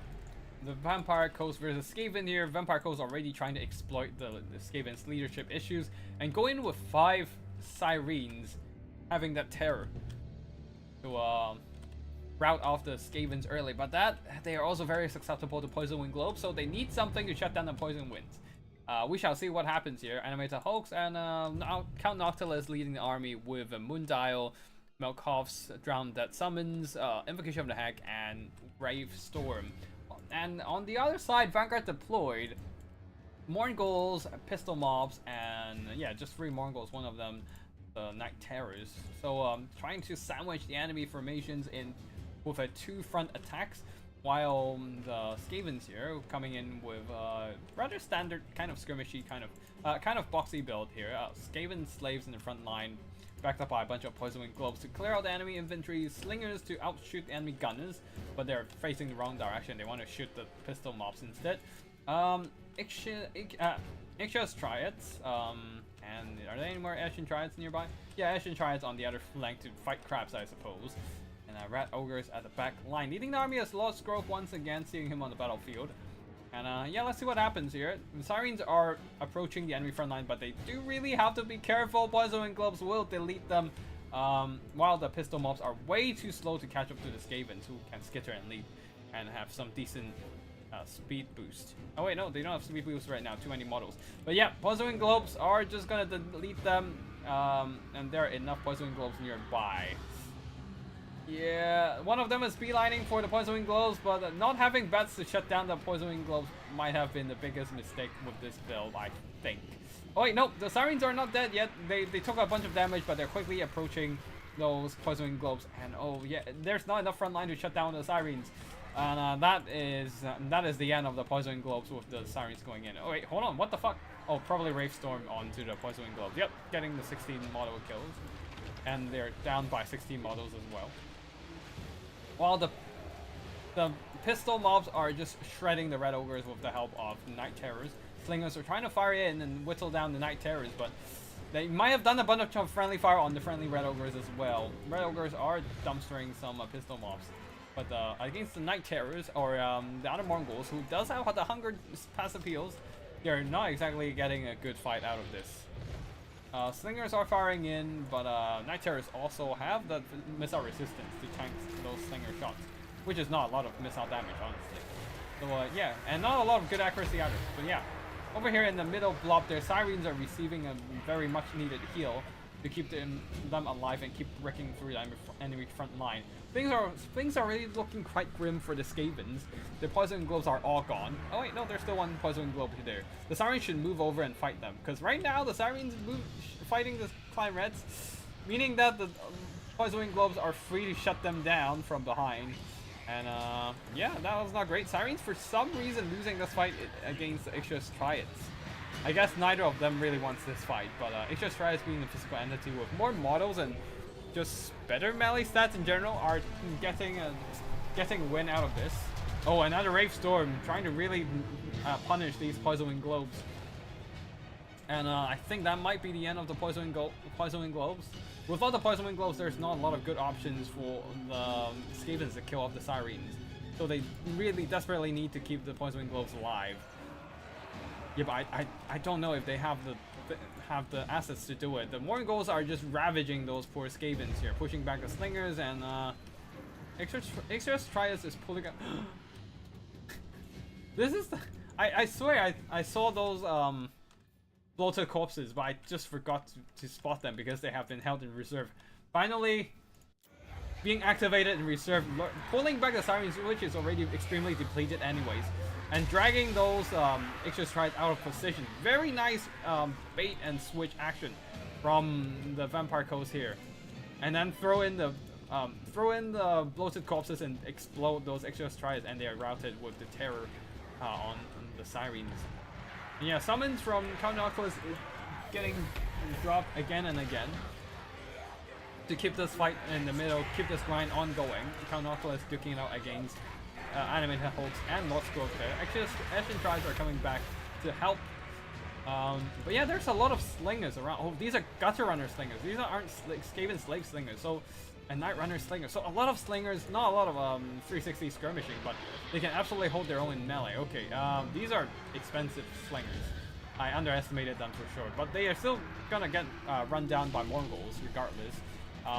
And they can't really fire back once they are on the run because they don't have 360 shooting, unlike the regular variant. So a lot of their ammo still haven't been used yet. Their advantage is that they have longer range and they have more ammo reserves, but that's about it. Like if they're being chased by Sirens right now, they can't actually fire back and yeah, just taking a bunch of damage. Ashen Triads have been terror routed by the Mongols nearby. They do cause terror, and now the Lord Stroke is completely alone. Oh wait, no. Yeah, he's completely alone against Noctilus and the Mongols. But seeing that there are still some poison globes nearby, threatening the Sirens, the Mongols will be going after the poison globes. But the Night Runners and Gutter Runner slingers, they have decent enough leadership that even if they get chased off, routed off, they can try and regroup and come back for second round. And they are now coming back and having still quite a bit of models on them. They're just whittling down the Mongols with their long-range fire. And the Vampire Coast are running out of tools to go after these skirmishing threats. Oh, Vampire Coast just like need a little bit more to capture that point, but unfortunately didn't get to do it. And yeah, now the point goes to the Skavens. And things are not. I mean, I would say the balance of power is in favor of the Vampire Coast, but with all the skirmishing forces left on the Skaven side, I think the Vampire Coast is on a very is on a bit of a back foot right now. They don't have the initiative. They just have to keep chasing the Gutter Runners and hope that they can catch up to the Night Runners and Gutter Runners and shut them down. But they don't have enough mobility to do it. Night Runners 49 speed versus 41 on the Sirens. I guess they can try and beat down Stroke, and that would cause a lot of leadership issues and tear out a bunch of Night Runners, Gutter Runners, and that sort. So that is their best hope right now, is to shut down Lord Stroke. Taking a big hit from Count Noctilus. As he used up all his abilities, he needs to use the Rod of Corruption again, but I don't think he can kill Noctilus with his Hunger healing. Yes, Curio learned his lesson this time, brought the Hunger on Count Noctilus, keeping him alive with the passive heals, and yeah, once Lord Stroke falters, army losses hits, and that will be the end of this game.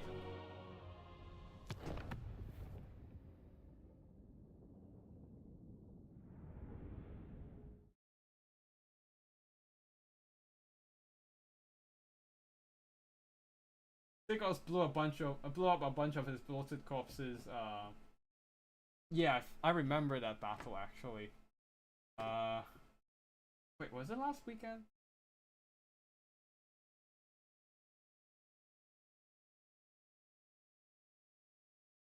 Yeah.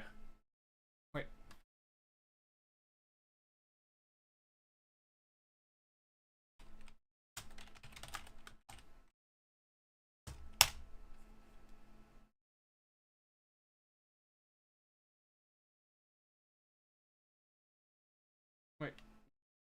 Wait, I remember that battle.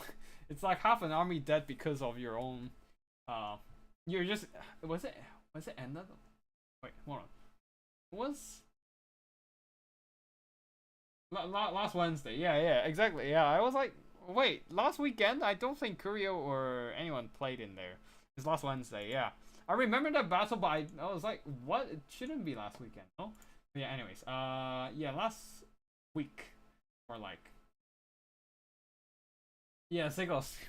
He was fighting. He was not only fighting a greenskin army, but he was also fighting himself.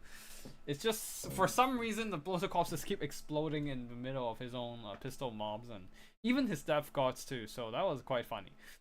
Count Noctilus killing Lord Stroke, and I mean defeating Lord Stroke and nailing the coffin for the Skavens there. Morgul's definitely the MVP.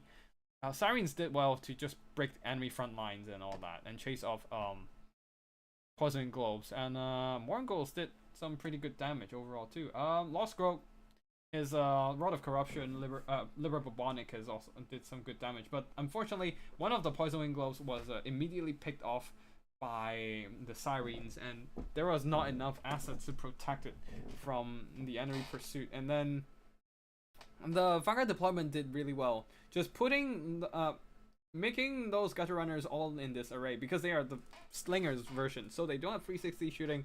Once the enemies start approaching from behind, they either have to turn around and shoot, or they have to start running to stay away from the enemy melee. So that put them in a little bit of a big dilemma. Either they don't use their ammo or they die, and don't use their ammo. So yeah, they were just constantly running instead of shooting, and also getting dragged down in melee.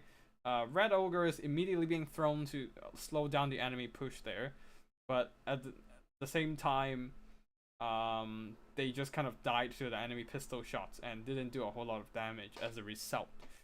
With nothing else to protect the back line, unfortunately. Bloated Corpse is a really nice bait and switch, but unfortunately didn't earn back their worth. It's just tragic to be a Bloated Corpse after all. Yeah.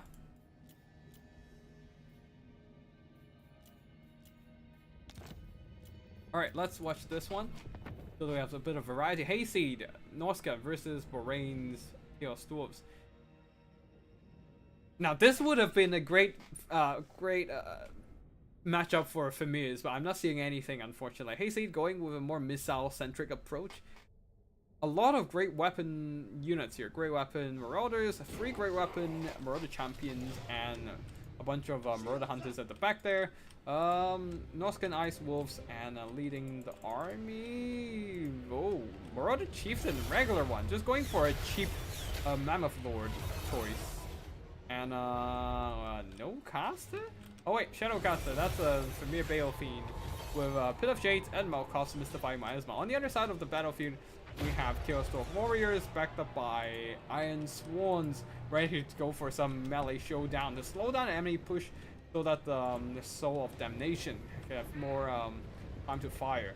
A ton of Hobgoblin Archer units to outshoot the enemy Murder Hunters, I believe, and Kadai 5-1 at the back as well. Let's see, leading the army is Drazoav the Ashen with, what are the spells? He has Dark Renown and Dark Subjugation, Ash Storm to amplify damage here. Soul Damnation immediately opening up onto the Marauder Hunters, while the Archers are firing into the Marauders, whistling down their health. Ash Storm slowing down the enemy advance so that they can buy more time, like 1 or 2 more seconds to keep shooting. Archers, the Hobgoblin Archers, and are immediately focusing on the Marauder Chieftain there, but there's not a lot of good options to fight the Mammoth right now. Archers are whittling him down. Oh, looks like a Pit of Shades right onto the Blazing Beards of Bazarak. Inferno Iron Sworn are fine for now, but Blazing Beards are getting whittled down, getting blasted. Oh, getting absolutely destroyed by the Pit of Shades. Soul of Damnation is damning those Marauder Hunters, but it's not doing damage fast enough. Oh, looks like the Marauder Chieftain charging in right away. It's a little bit of haphazard. Ash Storm might have lowered its fire resistance, making it take more damage from the flaming damage, but most importantly, it's just a ton of archers. The sheer volume of fire is whittling him down. Wait, did they got juiced up with something? Oh, Backstabber. Oh, it has base missile damage too? I did not realize that. So that amplifies a bit of the missile damage, but like 4 units of archers against an 80 armor Mammoth, that looks like that's more than enough to shut down the Norscan Lord. Finally, the Ice Wolves are in, but it's a bit too late. The Norscan Lord is being shot up, and I don't think he's going to be very much threatening. Oh no! 2 Marauders with great weapons are being left behind. They're forgotten. They could have been very key here to flank around and shut down those archers, and then throw in the Marauder Chieftain into melee, but it seems like they have been left around, and the Hobgoblin Archers are able to fire, and yeah, the Chieftain paid the ultimate price. He has regrouped. Ice Wolves are distracting the Kadai 5-1, but the Marauder Chieftain needs to figure out where he wants to go. Because he obviously can't fight a Kadai, he's just gonna die. Yeah, no pun intended. Marauders are moving in. They are trying to threaten the archers now, but and Marauders great weapons doing fine. Marauder champions are working through the HP of the Infernal Iron Sworn, but who indeed take quite a bit of damage from enemy units, like throwing axes and the Marauder Chieftain stomping them. But yeah, the Marauder Chieftain have to be careful. They need to make sure all those archers are shut down before going into another fight. Oh no, the Ice Wolves are gone. So the Kadai 5-1 are free to charge the Chieftain with nothing really to stop them. The Chieftain is moving back in, trying to get... Oh, looks like it's a one last YOLO charge onto the Kadai 5-1. Look, but there is a Dark Subjugation, lowering his melee defense, allowing the Fireborn to do a bit more damage onto the Mammoths here. Fido Die has juiced up his melee attack, but that doesn't matter. He does not want to get stuck in the middle of two Kadai 5-1 units. And there's little the rest of his army can save him. Kadai 5-1 are just rampaging through the enemy lines with nothing to stop them. I think that's going to be a Chaos Dwarf victory. The Kadai 5-1 is unstoppable at this point. The Murder Chief, another Pit of Shades though. This might help a bit. Blasting the Hobgoblin Archers and the Murder Infantry are still holding on. But the Kadai 5-1, man, the Kadai 5-1 is still so healthy and they're unbreakable. Throwing axes are coming back. But yeah, the Norscan army is just dropping more and more on balance of power. And more of their throwing axes are gone. Archers, Hobgoblin Archers came back and are just whittling down the Marauders from afar. And yeah, in a fight with fire support, the Chaos Dwarf will win this battle of attrition, especially with the unbreakable Kadai 5-1 still being very healthy, keeping them alive, unbreakable and all that. Yeah, the Hobgoblin Archers did a lot of good damage overall. And yeah, just shooting up the Marauder Chieftain who engaged a little bit prematurely, and a couple of those Marauders units being left on the flank was a fatal mistake in the end, unfortunately. Marauder Champion's great weapons did some okay damage, not enough to earn back their worth, partly because they just got bullied in the end by the Kadai 5-1, but and the throwing axes too, nothing really protecting them from the Kadai 5-1. All the investment went into the Marauder Infantry and the Champions, and nothing to stop the enemy monsters from just punishing the backline. Rather unprotected too. And yeah, Marauder Chieftain, very unfortunate they're getting absolutely focused fired down by 4 whole units of Hobgoblin Archers. And the Kadai 5-1 pushing, plowing through the enemy formations. And the Infernal Iron Sworn, their explosions still doing some really good damage. And grinding enemies down in melee, even if they are a great weapon warrior unit. Okay, last 2 battles here. Let's go for the Kislev with and the rest. Actually, I'm gonna pause the battle a bit, quickly grab some water, and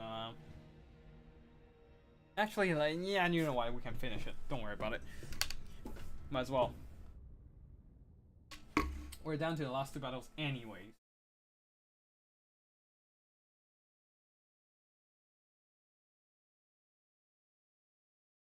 Auto costs are much cheaper now. Oh, right, yeah, they're 350 now. I'm still remembering them from the time of 550. Yeah, they're 350 now, so they did earn back their worth. Rogue has to hug her to be in range. Unitaker is a Lord Snap because since she is very susceptible to Spirit Leech spells. Oh, and Flensing Ruin, I think. Since you guys are talking Salostra. But if she have the big crap, she's probably fine. With a big enough HP pool. 7 summon is just overkill, especially since you can have only 2 up at a time.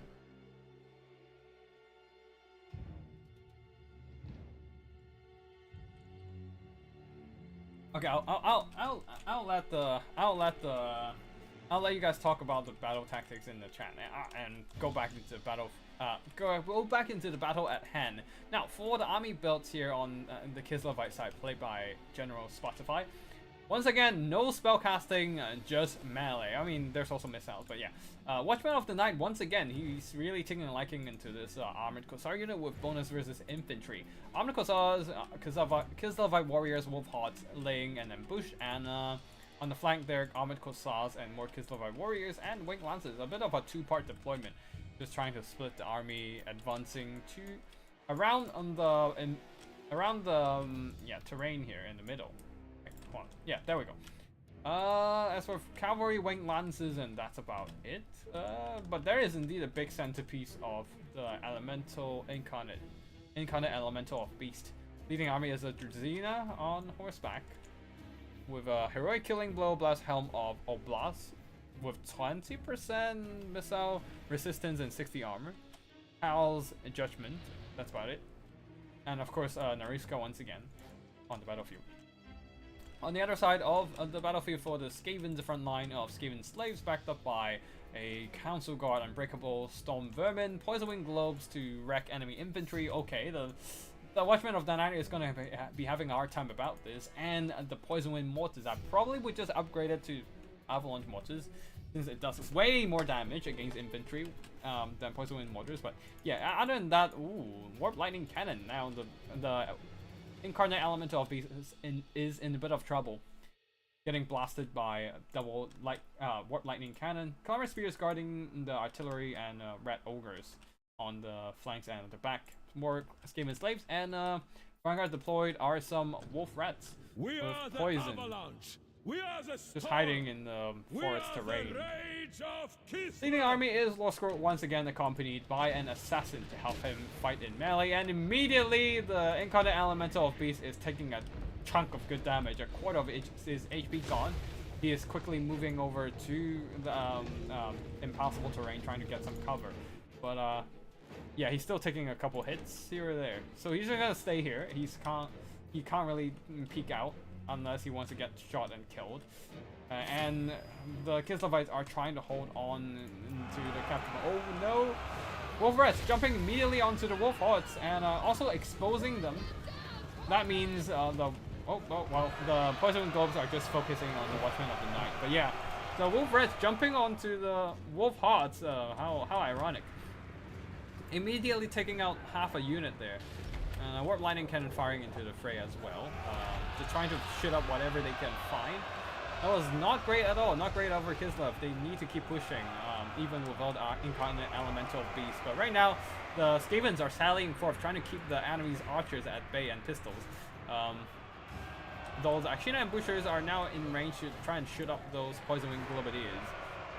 But oh no, the Kislevites are stacking their units on top of each other, and the Poison Wind Globes are just gonna delete them. That is a painful scene to watch. They're just getting drained down all over the place. While the Skavens are still sitting very comfortably at the back with all their important units, even dropping its Climate Summon just to get more units to buy more time and slow down enemy advance. Poison Wind Globes continue to fire there, though doing more friendly fire to their own Skaven slaves. Once again, Kislevi warriors and Armored Cossars stacking together. It's not great for the unit in general, but looks like the Incarnate Elemental of Beast, seeing that the enemy is too busy dealing with the infantry front line, is moving out, has moved out of the cover and rushing, beelining straight for the Warp Lightning Cannon, who is blasting him point blank with the Council Guard in tow. But yeah, he's trying to sally forth, push through, dropping in that roar ability and forcing some of these Skaven slaves into a rout, so that he can keep beelining for the Warp Lightning Cannon. But where is the cavalry actually? Wait, oh yeah, and the Wolf Hordes getting blasted by the Poison Wind Globes, Poison Wind Mortars. Where's the cavalry? Oh yeah, the cavalry is here. There's only one Winged Lancers here, chasing off the Wolf Rats with poison, and the Warp Lightning Cannon and the Poison Wind Mortars are still very much untouched, while the Incarnate Elemental of Beast is almost dead. So yeah, I think this is going to be a Skaven victory, most likely. Poison Wind Globes are pushing back all kinds of infantry push right now. Don't really have to worry about enemy melee much more. Incarnate Elemental of Beast is crumbling, and he's not going to come back. There's no way he's stabilizing that. And yeah, the Skavens, I think, secured this win.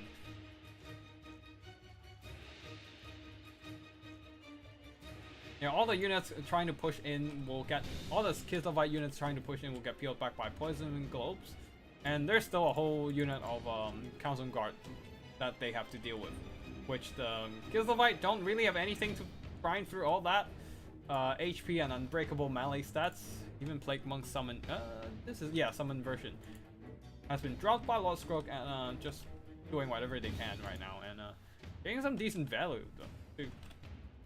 So yeah, that is gonna be GG here. And the Kislevites will be suffering a defeat while the Skavens, blasting them to smithereens, will be securing victory. Yeah, I don't see how Kislev can bring this one back, so we're just gonna keep fast forwarding. All the units are getting peeled off by the Poison Globes and the Council Guard. Well, being Council Guard, they are just gonna fight till the bitter end. And the Kislevite are, you know, army losses, and that will be seeing them off. Versus Rats with all the range, I should go for something else. Definitely. Probably need just a ton of cheap Kossars and Kislevite Warriors, and wait, maybe you can bring up the, you can try and bring the Little Grom. They can hide behind the unbreakable terrain and just keep firing with their high arc of fire and pick off the Warp Lightning Cannon, maybe? That's just a maybe, though. Just a random suggestion. Wing Lancers did well, just chasing off router units and running down lightly armored Skavens and all that, but yeah, the real important piece, the Incarnate Elemental of Beast, got deleted. And all the infantry here, all the investment into the armored Kossars did not pay off because of the Poison Globes and Poison Mortars. Actually, Ambushers, the Wolfheart still did some really good damage over time, despite taking a good chunk of damage from mortars and wolf rats. And the characters didn't really do a whole lot here. Oh wow, the Golden Knight Nariska probably got worked down by what? Maybe Council Guard, Lord Scroak, or Assassin? Not quite sure, but I don't think I'm gonna go back to watch it. Poison Globes and Poison Wind Mortars did really well. Same goes for the Warp Lightning Cannon, getting all the targets they want to shoot at, really, which is the Incarnate Elemental of Beast. Skaven Wolf Rats, I guess these ones are the ones that jumped the Action Ambushers. These ones didn't do a whole lot. And that's it for this one. I imagine Little Grom will take it out quick time as well. They're very accurate, but their projectile isn't fast enough to catch up to Ikit. Ikit's constant moving. That's the biggest problem there. So I have doubts on that, basically. But yeah, anyways, next up. Siege going box? Might need to fast forward.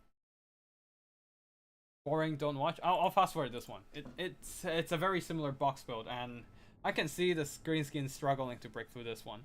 It's yeah, 3 Halberd Warriors, 1 Chosen Halberd, Freaking Skyrays, Sour Guts, and double Exalted Flamer. In this guys we have Kairos Fate Weaver and yeah, just gonna do some Blue Fire Kite. We'll fast forward this one and skip most of the action really. On the other side for Greenskin's Goblins front line and a couple Orc Air Boys, Ruglux Armored Orcs, one of them, and a couple Orc Air Boys indeed, and a bunch of Orc Warrior Biggins, which will struggle to break into the enemy Halberd box. They did some good damage into the Exalted Flamer, but that's about with Vindictive Glare, I believe, but that's about it. Oh, there's also Snaggle-like Rob Spike. Oh, well, that Flamer got deleted by the Vindictive Glare. I like that idea. But unfortunately, Kairos Fate Weaver's constant blue fire spam kiting would be a bit of a problem here. A second Exalted Flamer is gone, but the problem are the Halberds are still holding the line. And the Stone Trolls are just sitting back. They can't really fight those Halberds without infantry support. And yeah, there's also Shrieking Sky Rays. Yeah. So Archers keep firing, but the blue fire kite is quite nasty here, shutting down the Shaman. But the Night Goblin Shaman, the Goblin Shaman is has done his job shutting down the Exalted Flamens. Wait. Oh, no, that's the Siege Firestorm, which is, oh yeah, the Siege army is just dedicating all its resources to deal with all those archers and crossbows, while the Greenskins had no choice but to take those halberds in melee, just constantly cycle charging them, hoping to charge them while they broke their charge. Oh, looks like a net from Snaggler there, but a tier 3 army ability from Siege will be deleting a bunch of will be bombarding all the monsters and cavalry in the vicinity. But Kairos is stuck, so definitely putting up a good fight from Greenskins here, trying to take down the enemy lord. But can they do it? Looks like Kairos is crumbling and probably will be shut down. But the problem is they are not capturing the point. Oh no, there's only less than 2 minutes left. They need to force an army losses here, but those halberds are just not, backing down and dragging out the battle. While the Greenskins won the battle in general, the halberds held on and win the game. Probably a rock lobrid in this case then, which is quite unfortunate for the Greenskins there. They managed to win the battle in the end, but lost they win the fights but lost the battle. Taking out the Exalted Flamer is huge for the Night Goblin Great Shaman there. Shutting down the enemy spellcaster, allowing those infantry to actually sit there and shoot and fire with their crossbows and arrows. Arrows got spell kited, but yeah. Oh wow, the Goblin Bolt Thrower got 1,600 gold worth of damage value. That's like double its worth. And Ruglock's Armored Orcs also did well. Just unfortunately, the Boar Boys and the Stone Trolls didn't get to fight well this time, since all they're up against are a bunch of halberd boxes. A really nice catch with Snagala though, with Net pinning down Kairos and keeping him grounded until he died. But that also opened up an opportunity for the Tier 3 bombardment, which is quite unfortunate. GG a bit too quick, but good. Yeah, I just got a message that it's bad, boring, don't watch. So I mean, it's a box build, so it's quite dragged out with not a lot of action around the place. Like, I enjoy seeing the net action and some really good shots from the Vindictive Glare, but other than that, it's mostly just Blue Fire Kite. If only Kairos still had the regrowth. Please don't. Please don't. I don't want to see that ever again. That was not a good time for anyone fighting Siege. Like, Blue Fire alone... Yes, I agree. Fuck off, Ziggles. Fuck off with your Siege propaganda. No. I disagree. I think that's a very bad idea. But anyways, yeah. Jokes aside, Kairos is still very strong with the Blue Fire spam kite. Anyways, let's just look at the army builds here. Oriole with the Vampire Coast army, a vanguard front line of zombie pirate pistol mobs, backed up by a very far away rotting Promethean mixed in with Lamprey's Revenge and animated Hulk front line. A bunch of regular deckhand mobs at the back there, but the pistol mobs are already vanguard deployed, trying to shoot at the enemy units. Opening fire at the Soul Grinder, for example. Leading the army is Luther Harkon with the skirmishing capabilities and Hornswaggle to nuke enemy melee stats and make them more vulnerable to kill. Spell casting is a Vampire Fleet Captain with Vampire spells, Invocation of the Hag, Drown Dead, and Gaze of Nagash. On the other side, for the Demons of Chaos, because of Slanesh, on the far flank, Furies in the skies, 4 of them in fact, and just a whole line of blue horrors. Yeah. And one Sour Guts as well, a bunch of Nurglings, and yeah, that's it. Which is, this army build is quite expected, since, well,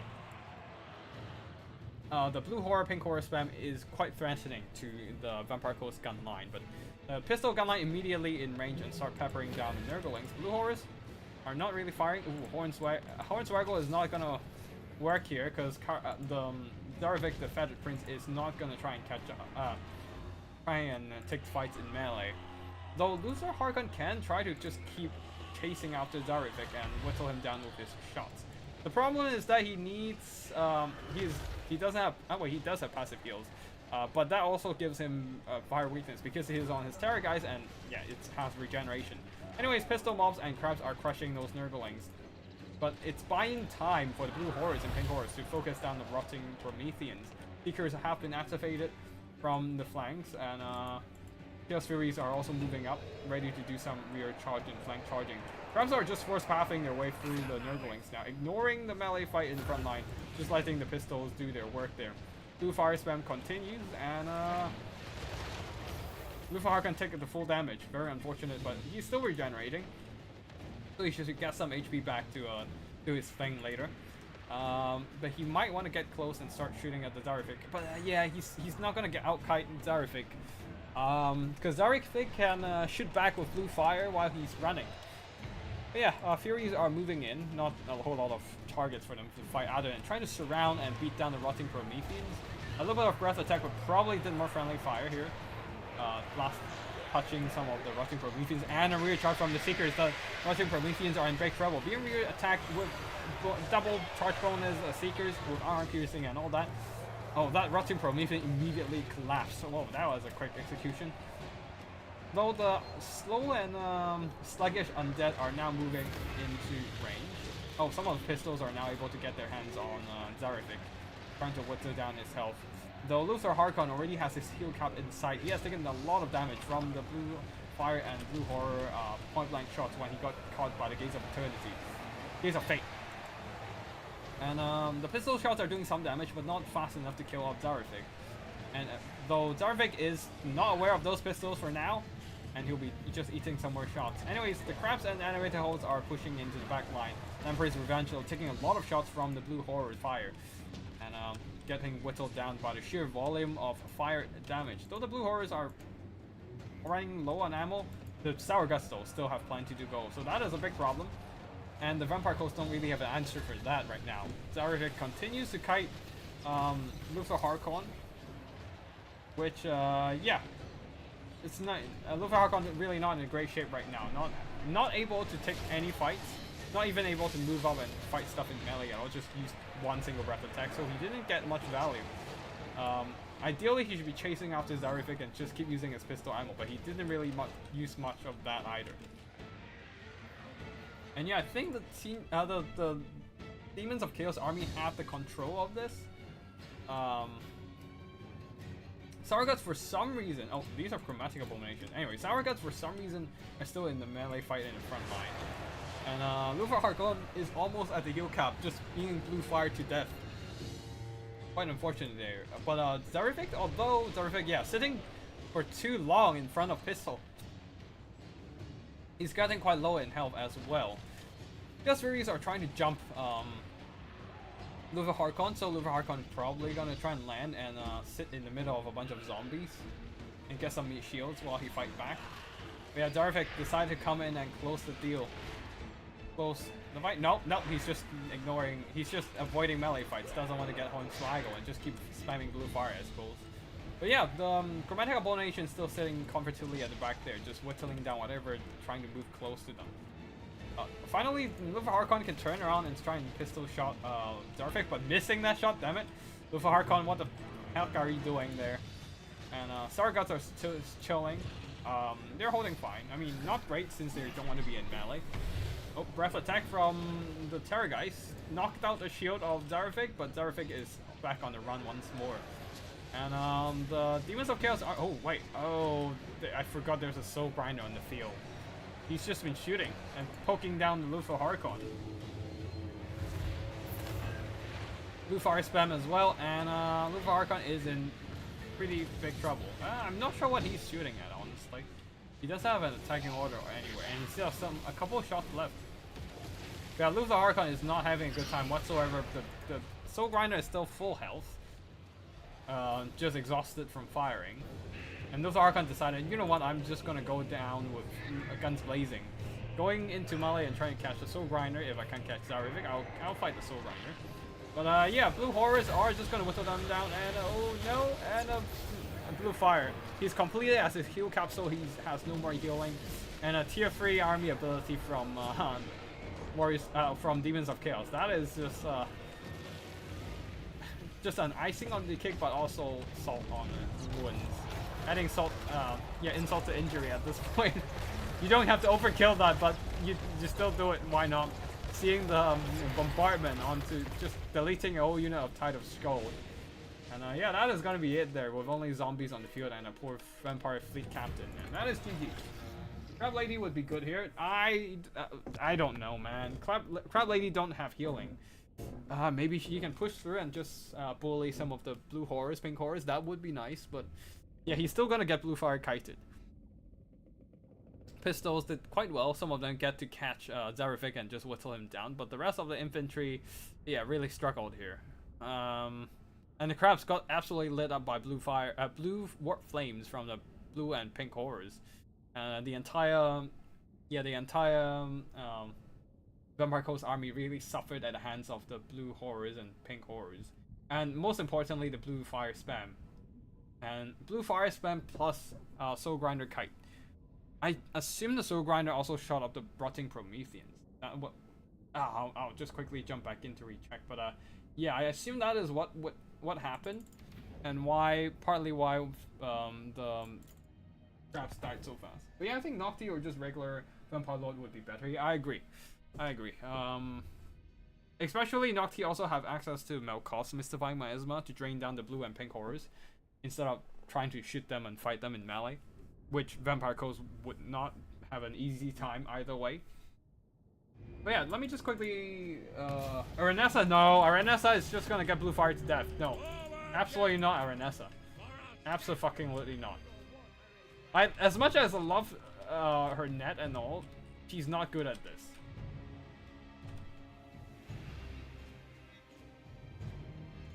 Aranessa isn't real. Yeah, she ain't real. She can't hurt you. Well, I mean, she can't be hurt, I guess. Yep. Blue fire and Soul Grinder Kite is definitely very threatening. While the crabs are swarmed by armor-piercing Furies. Actually, they are very weak to that, actually. Furies does a lot of good armor-piercing, and they have enough numbers to exploit the flanking maneuvers and just wrapping around enemy targets.